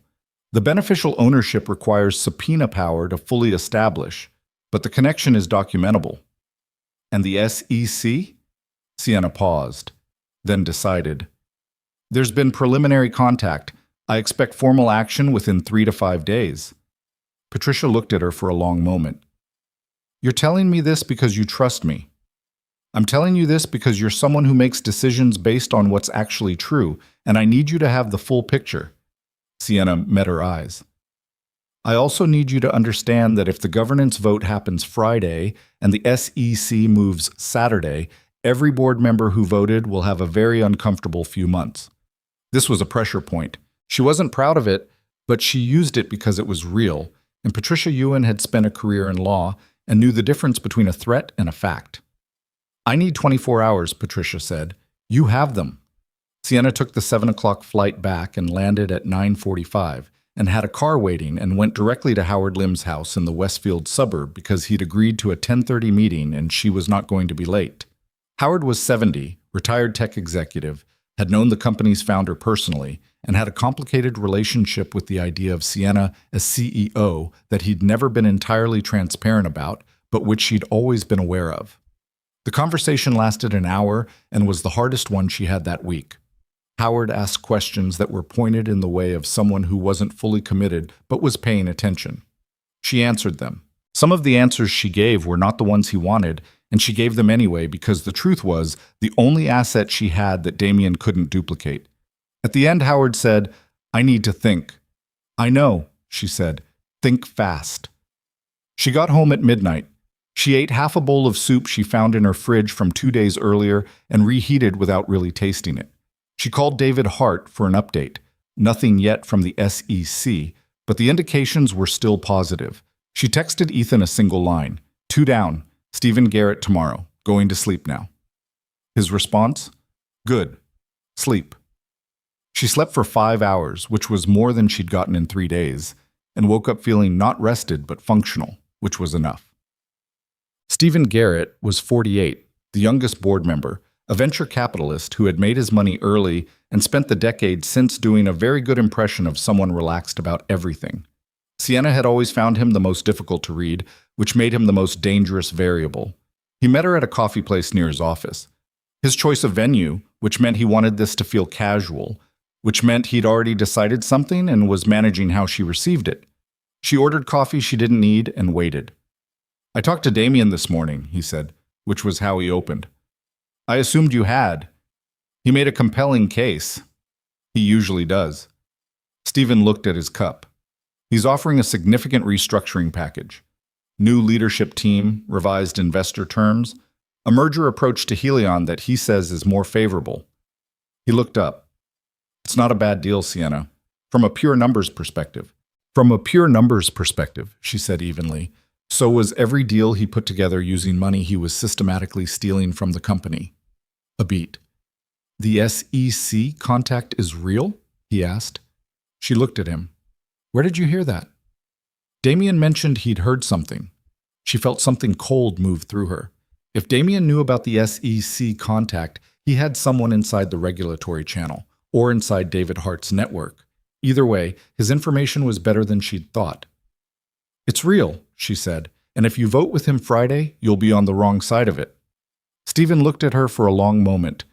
He had the face of someone who was weighing two futures and finding both of them uncomfortable. I want to be honest with you, he said. I've never been fully convinced you were the right person for this role. I was skeptical when the board chose you. I've updated that view over 2 years. You've done things I didn't expect, but I'm not in your corner by default. I know, she said. What I am, he said, is committed to the company not being run by someone who's been stealing from it. He picked up his cup. Get me the documentation, the full chain, by tomorrow morning. You'll have it by tonight. He nodded. That was it. No warmth, no reassurance. Just a decision made on terms she could respect even when they were uncomfortable. She sent the documentation to his secure email before she was back in the car. The SEC moved on Thursday morning. Account freezes, formal investigation notice, and a preliminary injunction that prevented any significant financial restructuring at Novacor pending the investigation. David Hart called her at 8:15 with the news, and his voice had the particular quality of someone who had been doing this a long time and still found moments like this worth feeling. It's not over, he said immediately. This is one step. I know. Damien will fight it. He has resources and he has lawyers, and he's not going to accept this quietly. I know. But Friday's vote is effectively dead, she said. Procedurally, yes. She sat with this for a moment.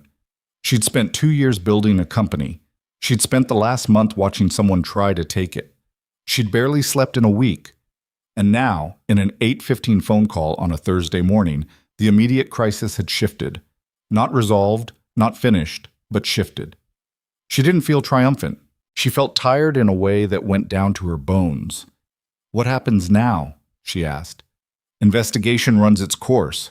Weeks, possibly months. Your suspension is almost certainly lifted by the board within the next few days, but they have no legal basis to maintain it once the regulatory picture is clear. The merger with Helion. He paused.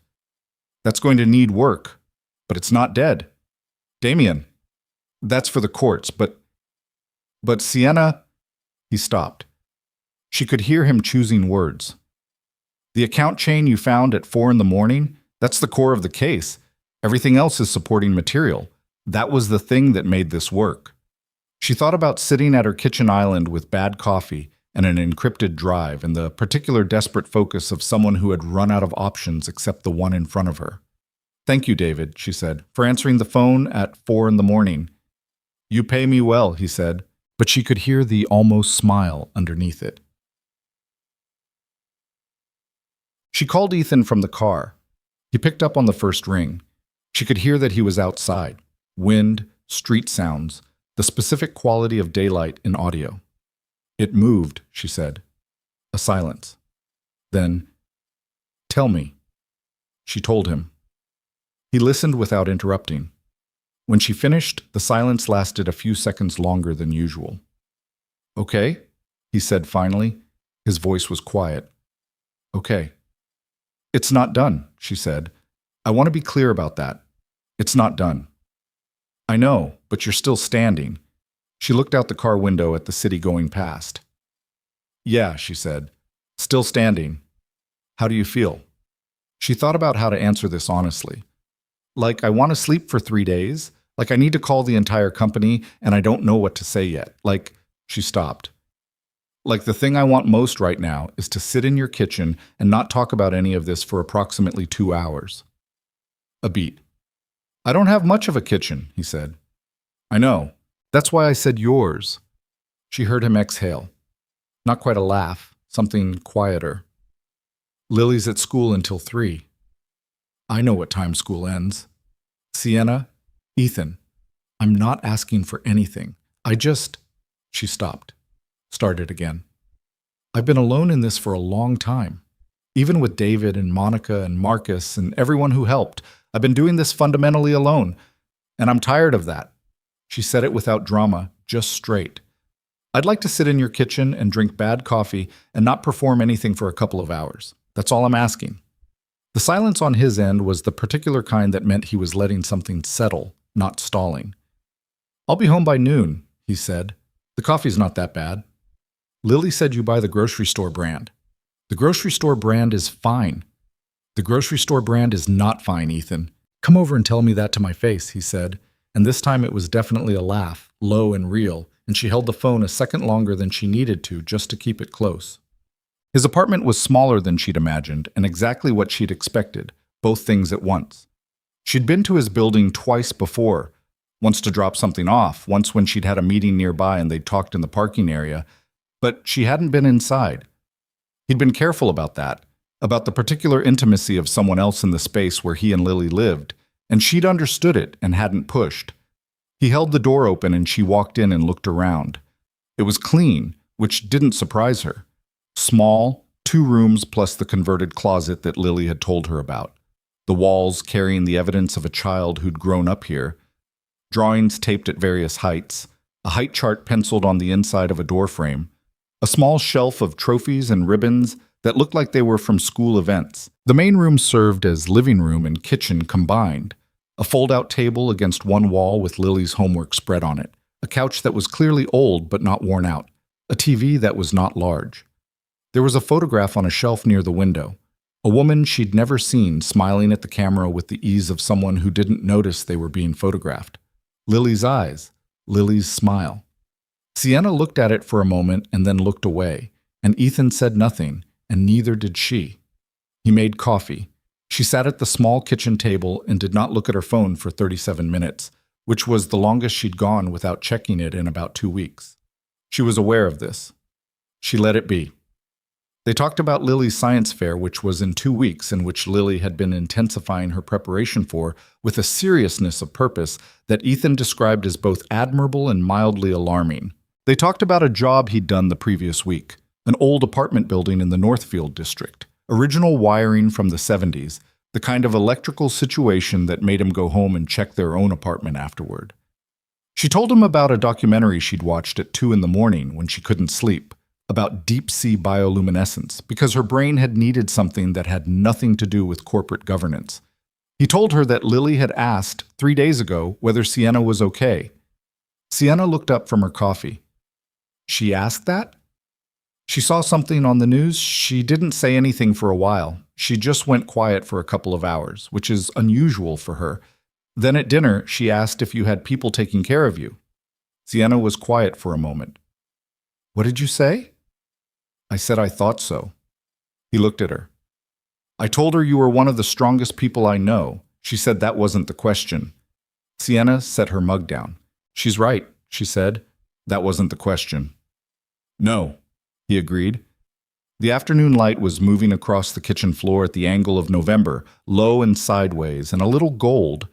It landed on the table between them and on the grocery store brand coffee that was, in fact, fine, and on his hands where they rested near his mug, the scarred knuckles and the slightly crooked finger, and the particular steadiness of someone who had held things together through worse than this for longer than most people would manage. She reached across the table and put her hand over his. He didn't move. He looked at their hands for a moment, then at her. You don't have to figure this out right now, she said. I know you're still working out whatever you're working out. I'm not asking you to have it figured out. He turned his hand over under hers, not pulling away, the opposite, just shifting so they were palm to palm. I know what I'm working out, he said quietly. Then what is it? He looked at her with the expression she'd seen that first day in the electrical room, the one without performance, without calculation, just entirely present. I know what this is, he said. I've known for a while. He stopped. I haven't let myself have things I wanted in a long time. It takes a minute to remember how. She didn't say anything. She let the sentence land and stay where it was. Okay, she said, finally. Just that. He nodded. His thumb moved once across the back of her hand, and she felt it the way you felt small things that were actually large things. They were still sitting like that when Lily's key turned in the lock at 3:15, and she came through the door, dropping her backpack with the practiced efficiency of someone who came home the same way every day, and looked up and saw them, and said absolutely nothing, just went to the refrigerator and got herself a juice box with the serene expression of someone whose hypothesis had been confirmed and who was too polite to say so. Ethan looked at his daughter. How was school? Good, Lily said. She looked at Sienna. Are you staying for dinner? Sienna looked at Ethan.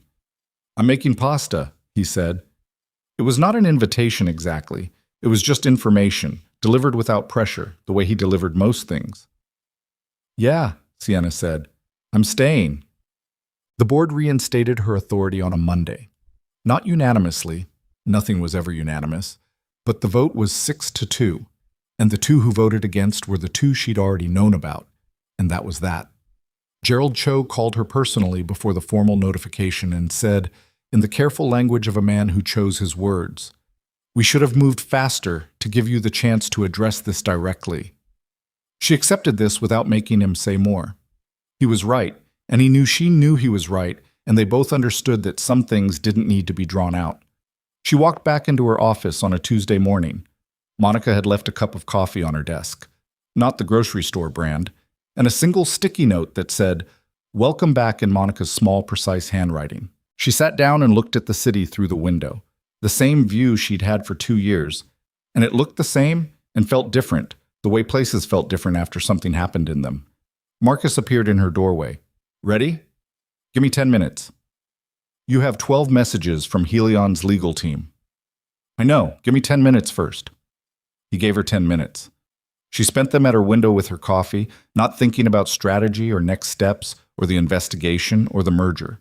She spent them thinking about a kitchen table in November light, about a drawing of 3 figures holding hands, about a man who said, "I haven't let myself have things I wanted," in a tone that treated it as a simple true statement rather than something that needed sympathy, about what it meant to rebuild something and what you kept from the version that had broken and what you left behind. Then she set the cup down and turned around and got to work. Eat it. The startup idea came from a conversation she hadn't expected. She was still at Novacor. The investigation was ongoing, the company was stable but bruised, and the Helion merger was in a holding pattern that her legal team described as cautiously alive. She was doing the work of putting things back together, which was harder in some ways than the work of building them had been, because you had to decide piece by piece what was worth keeping. Joel Priya came to her office 3 weeks after everything broke. He knocked, stood in the doorway, said, "I wanted to know what's next. For the investigation? For the company?" He paused. "And for me. I've been thinking about leaving, not because of what happened, because I've been thinking about it for a while. I had an idea I couldn't develop here." He looked slightly uncomfortable, the way people looked when they were about to say something they weren't sure would land. "I wanted to tell you before I did anything." She looked at him. He was 24 and had taken a risk she'd asked him to take without fully understanding what he was walking into, and had done it anyway. "What's the idea?" she asked. He told her. It took about 12 minutes and was, she recognized immediately, actually good. Not polished. He wasn't polished, he was 24 and nervous, but the core of it was solid. The market gap he'd identified was real. The approach was different from what was already in the space. "Sit down," she said. He sat down. "How much of this have you built out?" "Just wireframes. And some initial modeling." She looked at him for a long moment. Then she said, "I'm going to give you my personal email address, not the work one, and I want you to send me everything you have. What you've built, what you're thinking, all of it." He looked uncertain. I'm not recruiting you for Novacor," she said. "I'm telling you that whatever you're doing next, I want to be part of the conversation." She paused. "I've been thinking about what's next too. Just send me the material." He sent it that evening. She read it at home, on her couch, with the particular focus she gave things that were worth her focus. She made notes. Then she called Ethan and read him the relevant sections because she'd gotten used to thinking out loud with him, and he'd gotten used to asking the questions that cut to the center. "Do you believe in it?" he asked when she'd finished. "I think it's good," she said. The idea and the person. He took a risk he didn't have to take. That's not the same as believing in it. She was quiet for a moment. "Yeah," she said. "I believe in it." "Then the question is what you want your life to look like." She looked at her apartment, the art on the walls, the 2 spare furniture, the 41st floor view that she'd barely seen in the past month, the space where she kept her things between work. "Different than this," she said. "Different how?" "Smaller," she said, which surprised her when she said it. "Or not smaller, just less about scale. I built Novacore to a certain size, and I'm proud of that, and I'm going to protect it. But there was a period in the beginning when it was just a few people in a room working on something we didn't know yet if it would work." She stopped. That was the best part, the not knowing, the having to figure it out from the ground up. Ethan was quiet for a moment. When he spoke, his voice was careful in the particular way of someone who was about to say something true that they'd been sitting with for a while. "You should do it," he said, "not instead of Novacore, but after, or alongside, whatever the structure is. A beat. You're better at building things than at maintaining them. That's not a flaw, it's just what you are." She sat with this. "Is that what you think of me?" she asked. "I think," he said slowly, "that you are someone who sees what something could be before it is. That's rare. And I think you've been spending a lot of energy on what already exists." He paused.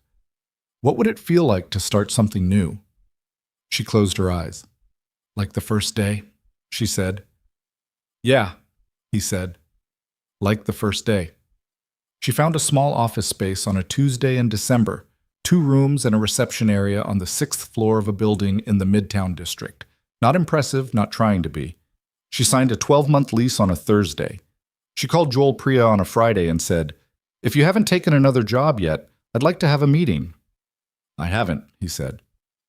"Good. Bring your wireframes." She called Marcus and made him a proposition that he accepted in about 45 seconds, which she took as a sign that he'd been waiting for someone to ask. She had 4 people committed before the new year. She told Ethan over dinner at his apartment, Lily doing homework at the table with headphones on, pasta going on the stove. She laid out the structure, the timeline, the early numbers. He listened. He asked 2 questions. Then he said, "You're happy." She looked at him. "I'm terrified." "Yeah," he said. "Same thing, sometimes." Lily pulled one headphone out without looking up. "Are we celebrating something?" "Possibly," Ethan said. "Then can we have ice cream after dinner?" He looked at Sienna. She shrugged. He said, "Sure." Lily put the headphone back in. Normal as anything. The pasta bubbled on the stove and the apartment was warm, and Sienna sat at the small kitchen table where she'd put her hand over his 3 weeks earlier, and she thought about the first day. Not the first day of the company, but the first day of something she didn't have a name for yet that felt like it was going to matter more than any company she'd ever built. The kind of thing that didn't come with evaluation. The kind that came with glow-in-the-dark stars on the ceiling and bad coffee and a drawing of 3 figures holding hands, and a man who'd learned to let himself want things again, and a girl who brought hot cocoa to strangers' houses just in case. The kind you built from the ground up. The trial lasted 9 days. Sienna attended 3 of them. The ones her attorney said mattered most, where the financial documentation would be presented and where her testimony was required. She sat in the courtroom in a gray suit she'd chosen deliberately because it was not the power blazer, not the armor, just clothing, and she answered questions clearly and without performance, and she watched Damien Frost across the room do what he'd always done. Manage the room, read the audience, calibrate his expression to whatever the moment required. He was good at it. She'd always known he was good at it, he just wasn't good enough. The account chain she'd found at 4 in the morning, cross-referenced with Joel Priya's testimony and David Hart's forensic accounting team, and eventually with the subpoena records that confirmed beneficial ownership of the shell company, it was, as David had told her, airtight. Not in the sense that Damien's lawyers didn't try. They tried everything. They filed 3 separate motions to exclude evidence, challenged the methodology of the forensic accounting, and made an argument about procedural irregularities in the initial SEC contact that was technically creative and ultimately unsuccessful. On the 9th day, the jury took 4 hours and 20 minutes. David called her when the verdict came in. She was at the new office, 2 rooms on the 6th floor of the Midtown building, 4 people around a table that was slightly too large for the space, the particular productive chaos of something in its early stages. She stepped out into the hallway to take the call. "Guilty," David said. "All 7 counts." She stood in the hallway and breathed. "Sentencing?" she asked. 8 to 12 years, most likely, with the financial penalties. His attorneys will push for the lower end. They won't get it. A pause. "It's done, Sienna." She thanked him. She went back into the room. 4 people looked up at her. "Guilty," she said. "All 7. Marcus made a sound. Joel looked at the table for a moment and then looked up, and his expression was complicated in the way of someone who'd taken a risk and come out the other side and wasn't entirely sure yet how to feel about it. The other 2, a product strategist named Ren and a developer named Cassie, who'd come over from Novacore's engineering team, sat quietly for a moment. Then Ren said, "Okay, do we get to celebrate, or are we doing the thing where we all act professional?" "We're doing the thing where we order lunch," Sienna said, "and then we get back to work." "That's basically celebrating," Cassie said. "It's basically celebrating," she agreed. She called Ethan from the parking structure after. He picked up on the second ring. She could hear street noise, the particular ambient of the Eastfield district where he'd taken a job on a commercial retrofit. She told him. He was quiet for a moment. 8 to 12 years, he said. "Yes. How do you feel?" She thought about this on the drive out of the structure, the sun hitting the windshield at the low December angle. "Finished," she said. "Not happy. I don't feel triumphant or whatever I expected to feel. Just finished. Like I've been carrying something for a year and I just set it down." "Yeah," he said. "That's what that feels like." She glanced over at the passenger seat out of habit, though no one was there. "Are you done by 6? "Should be." "Come to dinner. Bring Lily." "She has a thing at 7. "Come before her thing. Just come." A beat. "Okay," he said. "We'll come." She hung up and drove through the December city and thought about what David had said. It's done. 2 words. She'd spent most of a year working toward those 2 words, and now they were here, and the world looked exactly the same as it had this morning, and that was the strange thing about endings. They didn't announce themselves the way you thought they would. They just arrived, quiet and ordinary, in a hallway outside a small office on the 6th floor of a building that was slightly too cold because the HVAC was unreliable, in a phone call in a parking structure, in the act of ordering lunch and getting back to work. She had expected to feel bigger than this. She did not feel bigger than this. She felt mostly like herself, which was, she was slowly understanding, the whole point. Passant. The new company was called Vela. Sienna had spent approximately 3 weeks deciding on the name, which Ethan had found mildly excessive and Lily had found baffling. "It's just a name," Lily had said, with the pragmatism of a 9-year-old, and which she'd defended on the grounds that a name was the first thing a company was, and the first thing mattered. Vela was a constellation. Small, southern sky, mostly unremarkable except for one thing. It contained what astronomers called the Vela supernova remnant, the aftermath of a star that had exploded approximately 12,000 years ago and was still expanding, still moving outward into the dark. She'd explained this to Joel, who was her co-founder, and he'd said, "So our company's name is about an explosion." "It's about what comes after the explosion," she'd said. He'd thought about this. "Okay, I like it." It was also, though she didn't say this out loud, about light that was still traveling. About something that had happened a long time ago, continuing to move forward, reaching places it couldn't have anticipated.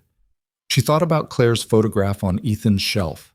She thought about a woman she'd never met who had left a daughter with her father's steadiness and her own fearless way of walking into any room and making space. She thought about things that kept going, even after. Boom. Vela's first product launched in the spring, 8 months after she'd signed the lease on the sixth-floor office. It was not a perfect launch. The server architecture had a load balancing issue they hadn't caught in testing that Cassie had to fix in real time during the first 72 hours, which meant Cassie essentially didn't sleep for 3 days and communicated primarily in short, urgent sentences. The press coverage was modest. They weren't a $3 billion company. They were 6 people and a product with a specific market application. And the technology press covered them in the way they covered things that might matter later rather than things that mattered now. But the early user data was real. The engagement numbers held. The problem they were solving turned out to be the problem they'd thought they were solving, which was not a given. Joel had spent 3 months convinced they'd identified the wrong pain point, and Sienna had spent those same 3 months trying to trust the original thesis while simultaneously taking the concern seriously, because that was the specific tension of building something. You had to believe and doubt at the same time, and the balance between them was everything. By summer, they had 12 employees. By fall, 20. The office had moved to a larger space in the same building, 3rd floor, more windows, still slightly cold because the HVAC in the building was, Ethan had confirmed after an unofficial inspection, genuinely underperforming, and they should talk to the building management about it. Richard Calloway's office called in October. His chief of staff said he'd be interested in a brief meeting. She went. He was in his usual position, behind a desk that probably cost more than her first year's salary, in an office with a view that made her 41st floor look modest.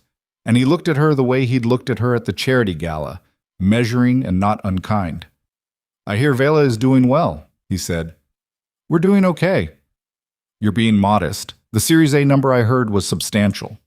"The Series A number you heard is not public." He smiled. "No, it's not." He poured tea from a pot on his desk, offered her a cup, which she accepted. "I wanted to tell you something. A few months ago, before everything with Frost became public, I had a conversation with 2 other board members about whether to wait and see how things unfolded with Novacor, or whether to, quietly, carefully, begin positioning around you personally." She held her cup. "And? We decided to wait.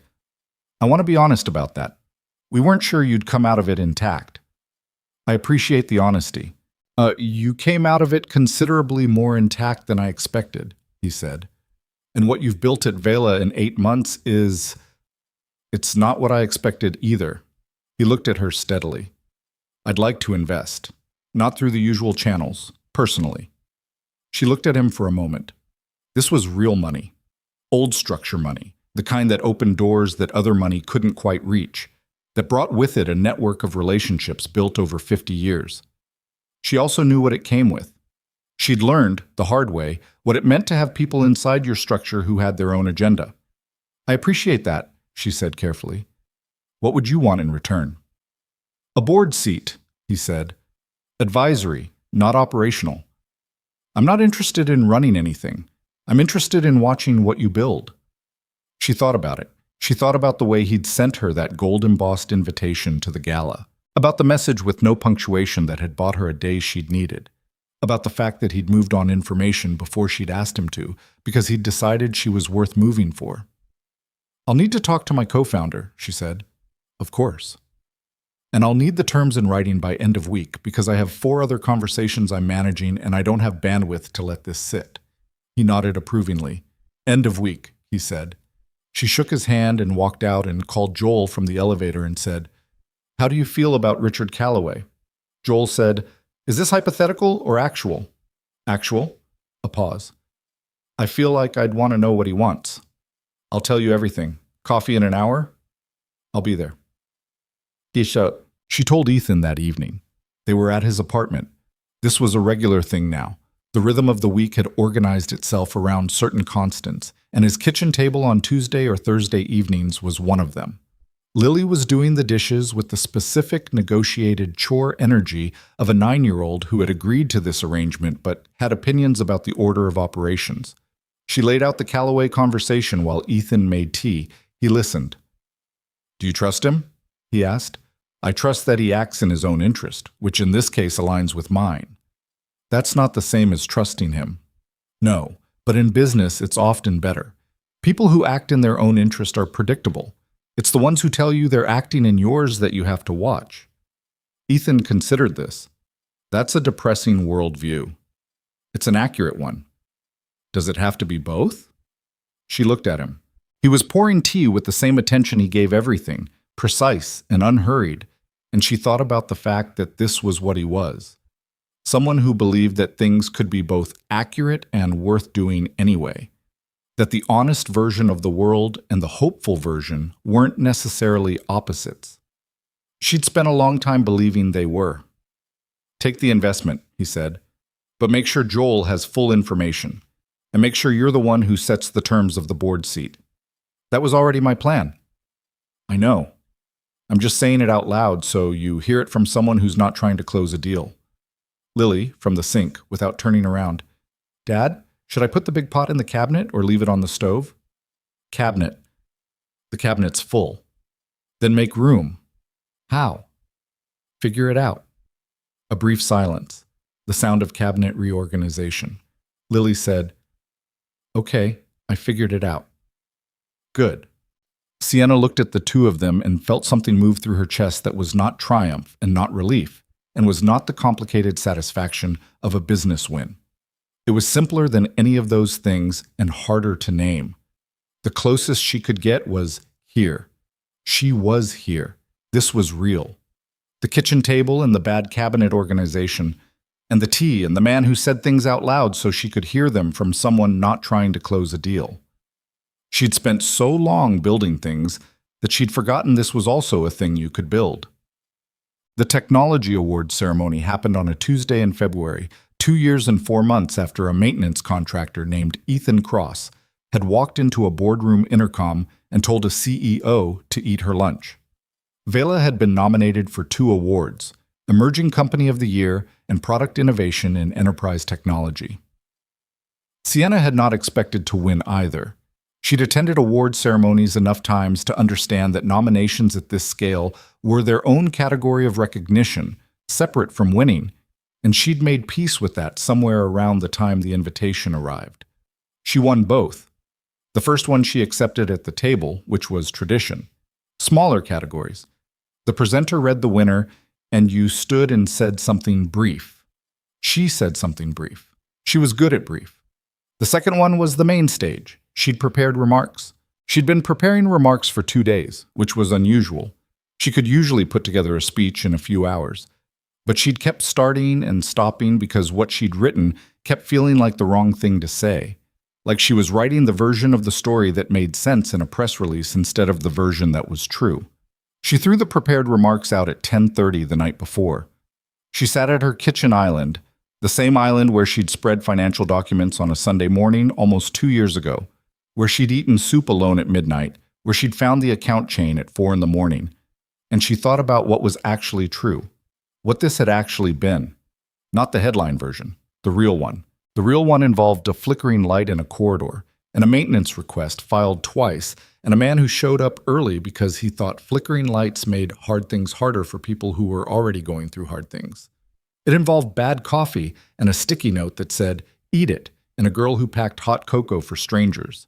It involved 4 in the morning and encrypted drives and a drawing with 3 figures holding hands and a park bench in November and the particular quality of a silence that had weight in it.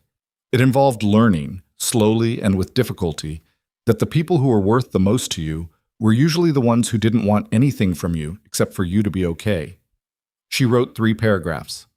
That was all she needed. The main stage was larger than she'd expected, or maybe she was smaller than she usually felt in rooms like this. The audience was several hundred people. Executives, investors, technologists, journalists, the assembled machinery of an industry she'd spent her career inside. She walked to the podium. She looked out at the room. She saw Marcus in the 3rd row, who'd come because she'd asked him, and because he was the kind of person who showed up when you asked. She saw Joel and Cassie and Ren at a table near the back, Joel looking slightly uncomfortable in a suit he hadn't fully committed to, Cassie, with her arms crossed in the way she had when she was paying close attention. She saw Richard Calloway 2 tables over, watching with the measuring patience of someone who'd been doing this for a long time and found it, still, worth watching. She saw at a round table near the side of the room Ethan in a jacket she'd never seen before, which meant he'd bought it for tonight, which meant something she didn't have words for. Lily was beside him in a blue dress she'd picked herself and had told Sienna about 3 times in the preceding week. They both looked slightly out of place in the way of people who hadn't spent careers learning to look comfortable in rooms like this, and she found this the most comforting thing in the room. She put the 3 paragraphs she'd written on the podium. Then she folded them and put them in her pocket. She spoke without notes. "I've been told that at events like this you're supposed to talk about vision," she said, "about innovation, disruption, market opportunity, the language of what we do." She paused. "I'm going to talk about something else." The room was quiet in the way of a room that had been expecting one thing and was adjusting to receiving another. 2 years ago, my company was under attack from the inside. I'd built something over years and watched someone systematically try to take it apart, and I was in the middle of a very bad week when a maintenance contractor walked into an electrical panel room and I said something to him I didn't intend for him to hear. She stopped. I called him honey over the intercom in front of my entire board of directors. A ripple of recognition through the room. The story had made the rounds, not in detail, but the shape of it. He didn't apologize. He didn't pretend it hadn't happened. He just looked up and said, "Only if you've already eaten lunch, gotten some sleep, and stopped working yourself into the ground." She let that sit for a moment. No one in my professional life had ever said anything like that to me, and I couldn't figure out why I couldn't stop thinking about it. She looked out at the room, at Joel, who was not uncomfortable anymore, at Marcus, who was watching her with the particular expression of someone who knew this story from the inside. I had a company. I had a position. I had everything that people in this room work for their whole careers to build, and I was also, in ways I hadn't admitted to myself, completely alone. She said it without self-pity, just straight. I didn't have anyone who would tell me to eat lunch. I didn't have anyone who would say hard things because they thought I was worth the effort of saying them to. I'd built walls because walls were efficient, and I didn't have time for anything that wasn't efficient.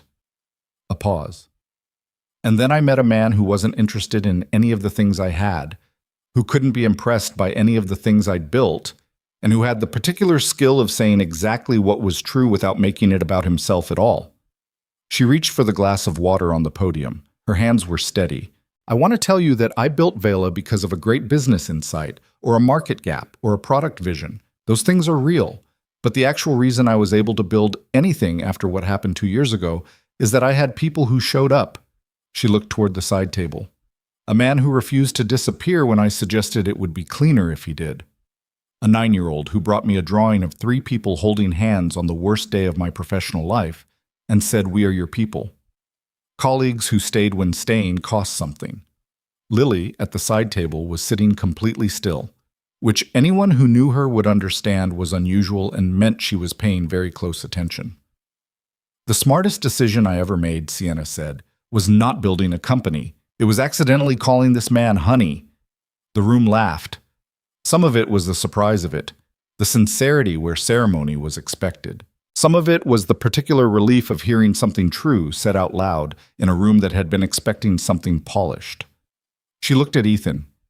He was shaking his head, slightly, with the expression of someone who had known this was coming and still found the experience of it unexpectedly large. "Will you two come up here?" she said. The room shifted. A few hundred people turning to look at the table near the side, at the man in the new jacket and the girl in the blue dress. Lily looked at her father. Her father looked at the stage. Then he stood up, because he was Ethan Cross, and when something was asked of him, he showed up, and he took Lily's hand and they walked through the room toward the stage. The walk took about 45 seconds. Sienna watched them the whole time. When they reached the stage, Lily came first, which was right, and she stood next to Sienna with her hands folded in front of her and looked out at the audience with the serene confidence of someone who had always known she belonged wherever she decided to stand. Ethan came up beside her and stood close, but not too close, and looked at Sienna with an expression she knew, the one without performance, without calculation, entirely present. "Hi," he said, quietly enough that the microphone barely caught it. "Hi," she said. She looked at the audience, back at him. She had not planned what happened next. She had thought briefly about this moment, But she hadn't planned it because planning it would have made it a performance, and she was done performing things that should just be real. She reached into her jacket pocket. The ring had been her grandmother's. Not the kind of thing she'd expected to use, not the kind of thing she'd been keeping specifically for this, but when she'd found it in the box in her closet 3 weeks ago while looking for something else, she'd looked at it for a long time and then put it in her pocket and left it there. Simple gold band, small stone, the kind of thing made in an era when things were built to last and not to be impressive. She held it out. Ethan looked at it, then at her, then at Lily, who had the expression of someone watching a hypothesis confirmed for the second time and who was, visibly, trying extremely hard not to smile. "I'm not good at asking for things," Sienna said, still quiet, still real. "You know that. You figured that out approximately the second week we knew each other." She kept her eyes on his. "But I'm asking, because you told me once that you hadn't let yourself have things you wanted in a long time, and I want to be one of those things. I want to be something you let yourself have." Ethan looked at the ring for a moment, then at her, then at Lily, who had completely given up on not smiling and was now smiling fully and freely in the way she did most things. "She's been waiting for you to do this for 6 months, he said. "I know," Sienna said. "Lily told me." "Lily?" "I didn't say anything," Lily said, in a tone that suggested she had said something, just technically within the bounds of plausible deniability. Ethan looked at the ceiling briefly, the way he did when his daughter had outmaneuvered him. Then he looked at Sienna. "Yes," he said. "Obviously, yes." The room erupted. She put the ring on his hand, the left hand with the scarred knuckles and the slightly crooked finger and the evidence of everything he'd held together for a long time alone. And he covered it with his right hand and looked at her, and the look was the same one he'd given her in an electrical panel room when she was still figuring out what kind of person he was, just without any of the careful distance. Lily said, at normal speaking volume into the still live microphone, "I told him to buy the ring first, but he said it was her job." The room laughed again, louder, the real kind. Ethan put his face in his hand briefly. Sienna laughed for real. Not the controlled version, not the professional one, just the one that came out when something genuinely surprised her into it. She picked up the award from the podium. She looked at it for a moment and then at the room. "Thank you," she said simply, and walked off the stage with the award in one hand and Ethan's hand in the other, and Lily slightly ahead of them, because Lily was always slightly ahead. They married in June. Small, which had been the plan from the beginning. A lakeside property 2 hours from the city, owned by a friend of Richard Calloway's who'd offered it with the particular generosity of someone who understood that some things were worth making space for. 40 people, maybe 45. The guest list had grown by 7 between when they'd first written it and the day itself, because that was what happened when you tried to be intentional about who mattered and kept remembering someone you'd forgotten. Monica cried during the ceremony, which she would have denied if asked. Marcus gave a toast that was funny for the first 2 minutes and genuine for the last one, and sat down to applause. Joel brought his girlfriend and spent most of the reception talking to Cassie about a product issue they both swore they weren't thinking about. Richard Calloway attended and shook Ethan's hand with the gravity of someone conferring respect he'd decided was earned, which Ethan accepted without performance, which Richard visibly appreciated. David Hart came with his wife and drank exactly 2 glasses of wine and left at a reasonable hour and shook Sienna's hand at the door and said, "You did well," which from him was the equivalent of a standing ovation. Lily wore yellow, her choice, and took the role of flower girl with the thoroughness she brought to everything, which meant she'd researched optimal petal distribution patterns and had opinions about the spacing. She'd also, without telling anyone, written something she wanted to say during the ceremony. She'd asked Sienna 2 weeks before if she could, and Sienna had said of course, and then spent the following 2 weeks wondering what Lily had written and not asking because she understood that Lily needed it to be hers until she gave it away. When the moment came, Lily stood up with a piece of paper she'd folded into quarters and unfolded carefully and held with both hands. She said, "My dad told me once that the secret to scrambled eggs is to almost stop stirring right at the end. I think that's true about a lot of things. You work really hard and then you have to trust it." She paused, reading. I'm glad you called him honey, because he is one. He's just the kind that you have to look carefully to see. She looked up from the paper, looked at Sienna directly. I'm glad you looked carefully. She sat down, folded the paper back into quarters, put it in the pocket of her yellow dress. The 45 people around the lake were very quiet for a moment. Ethan had his jaw tight in the way he got when something was difficult to hold. Sienna reached over and took his hand and held it the way she had at his kitchen table, palm to palm, steady. Okay, the officiant said after a moment. Should we continue? Yeah, Ethan said. His voice was rougher than usual. Sorry, yeah. The ceremony continued. They said the things you said, which were old words, worn smooth by use, and which were true anyway, which was the thing about old words. Their age was the evidence that they'd carried weight before and could carry it again. Sienna said hers without notes. Ethan said his with them, a single index card he'd written on and rewritten 4 times, which he'd told her about and which she'd found more moving than any unrehearsed declaration would have been. The fact that he'd written it down because he wanted to get it right. He got it right. When it was over, they walked out past the 45 people and down to the lake, which was still and gray-green in the June light, and stood at the edge of it for a moment. You okay? She asked. Yeah. He looked at the water. You? Yeah. Lily appeared between them with the precision of someone who had been timing her arrival. She took one of each of their hands without asking, looked at the lake and said, The water's cold. I checked earlier. We're not going in the water, Ethan said. I know. I just thought you should have all the information. Sienna looked at the lake, at the tree line on the opposite bank, at the 45 people behind them in the slow, complicated process of becoming her life. She thought about what she'd have said 2.5 years ago if someone had described this exact scene to her. She probably would have said it sounded nice, but that she didn't have the bandwidth for nice right now. She probably would have said she had a company to run and a board to manage and a merger to close, and maybe in a few years, maybe when things settled down. Things didn't settle down. That was the thing she'd learned, slowly and with difficulty, that she wanted to say to anyone who would listen. Things didn't settle down and then become available for the rest of your life to fit inside. You had to build the rest of your life at the same time, in the same hours, in the same days that were never going to be less full than they were right now. You had to choose what was real while you were in the middle of everything else. She'd been in the middle of everything else when a flickering light got her attention. When a maintenance request made 2 weeks earlier and ignored twice got someone to the 34th floor of the Callaway Tower with a toolbox and an absence of deference that she'd found, initially, startling and then, gradually, essential. She hadn't been looking for anything. That was the truth of it.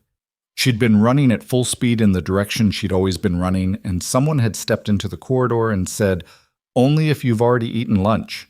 And for some reason, she still couldn't fully explain why, she'd stopped trying. She'd heard it. She'd actually heard it. And then she hadn't been able to unhear it, and the rest had followed. She thought about the things that saved you that you didn't see coming. The small interruptions that turned out to be the main event. The flickering light that gets you in the room. She thought about what it meant to be seen by someone who wasn't looking for anything from you. That was the rarest thing. That was the thing she hadn't known she was missing until she had it, and then couldn't imagine having done without. And she thought about Lily's 3 paragraphs. You work really hard and then you have to trust it. And about how a 9-year-old had managed to say in 10 words what she'd spent 30 years of living working toward. Almost stopped stirring right at the end. Trust the thing you built. Vela cleared $1 billion in valuation 14 months after launch.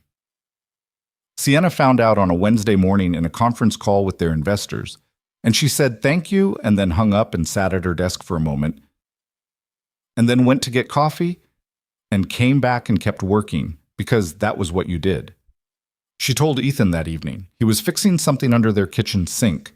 They'd been in the new apartment for 4 months, larger than his had been and smaller than hers had been, which was either a compromise or exactly right. And he said, "Huh," from inside the cabinet and then asked her to hand him a wrench. She handed him the wrench. "Is that good?" he asked. "From under the sink?" "Yes," she said. "That's very good." Okay. A sound of something being tightened. Is dinner still at 7? Lily said 6:30 because she has homework after. Right. A pause. Good, Sienna. Seriously. She sat on the kitchen floor next to the open cabinet. I know. You should feel good about it. I do. I also feel like it's Wednesday and there's a leak under the sink and Lily has homework. He came out from under the cabinet, looked at her sitting on the floor. His expression did the thing she'd cataloged over 2 years. The slight shift at the corner of the mouth, the warmth underneath the steadiness. Yeah, he said. That's kind of what it is. She thought about the first day. Not the first day of the company. The day in the electrical panel room when she'd stood in the doorway of a room that smelled like industrial cleaner and warm metal and looked at a man who was entirely focused on the thing in front of him and thought, I don't know what this is, but it's something. She thought about what Richard Calloway had said. I wanted to see what you'd build. And she thought about what she'd built. Not the company, not the valuation, not the awards or the board seats or the industry recognition. She thought about the kitchen sink and the homework at 6:30 and the yellow dress in a closet down the hall and the photograph of a woman still on a shelf because some things didn't go away and shouldn't. She thought about what you could build in the same hours as everything else, in the middle of the full days that were never going to get less full. She thought about all the people running as fast as they could in the direction they'd always been running, and all the flickering lights they were walking past. Ethan was still looking at her. You good? He asked. Yeah, she said. I'm good. She meant it completely. That was the whole story. Not the billion-dollar valuation and not the guilty verdict and not the technology awards and not the lakeside ceremony in June, though all of those things were part of it. The whole story was a woman who had spent years building walls because walls were efficient, and a man who'd spent years holding things together because there was no one else to do it. And the specific Tuesday when the walls met the steadiness, and something happened that neither of them had been looking for or prepared for or knew how to name at first. The whole story was that you could be in the middle of everything. The worst professional crisis of your life, the lawsuit, the counter-accusations, the 4 a.m. desperation. And someone could show up with pasta and homework and a child in a yellow dress who'd done her research on pedal distribution, and that would be the real thing. That would be the thing that mattered more than everything you were in the middle of. The whole story was that nobody gets there cleanly. You show up with your crooked finger and your grocery store coffee and your 4 years of sitting outside your daughter's door in the dark. You show up with your empty apartment and your walls and the decade of believing that being loved was something you'd get to later, when things were less complicated. And then later is now, and the sink is leaking, and dinner is at 6:30, and you're sitting on the kitchen floor and you're not alone, and the thing you built is real. And that is, against all reasonable expectation, more than enough. It is, in fact, everything.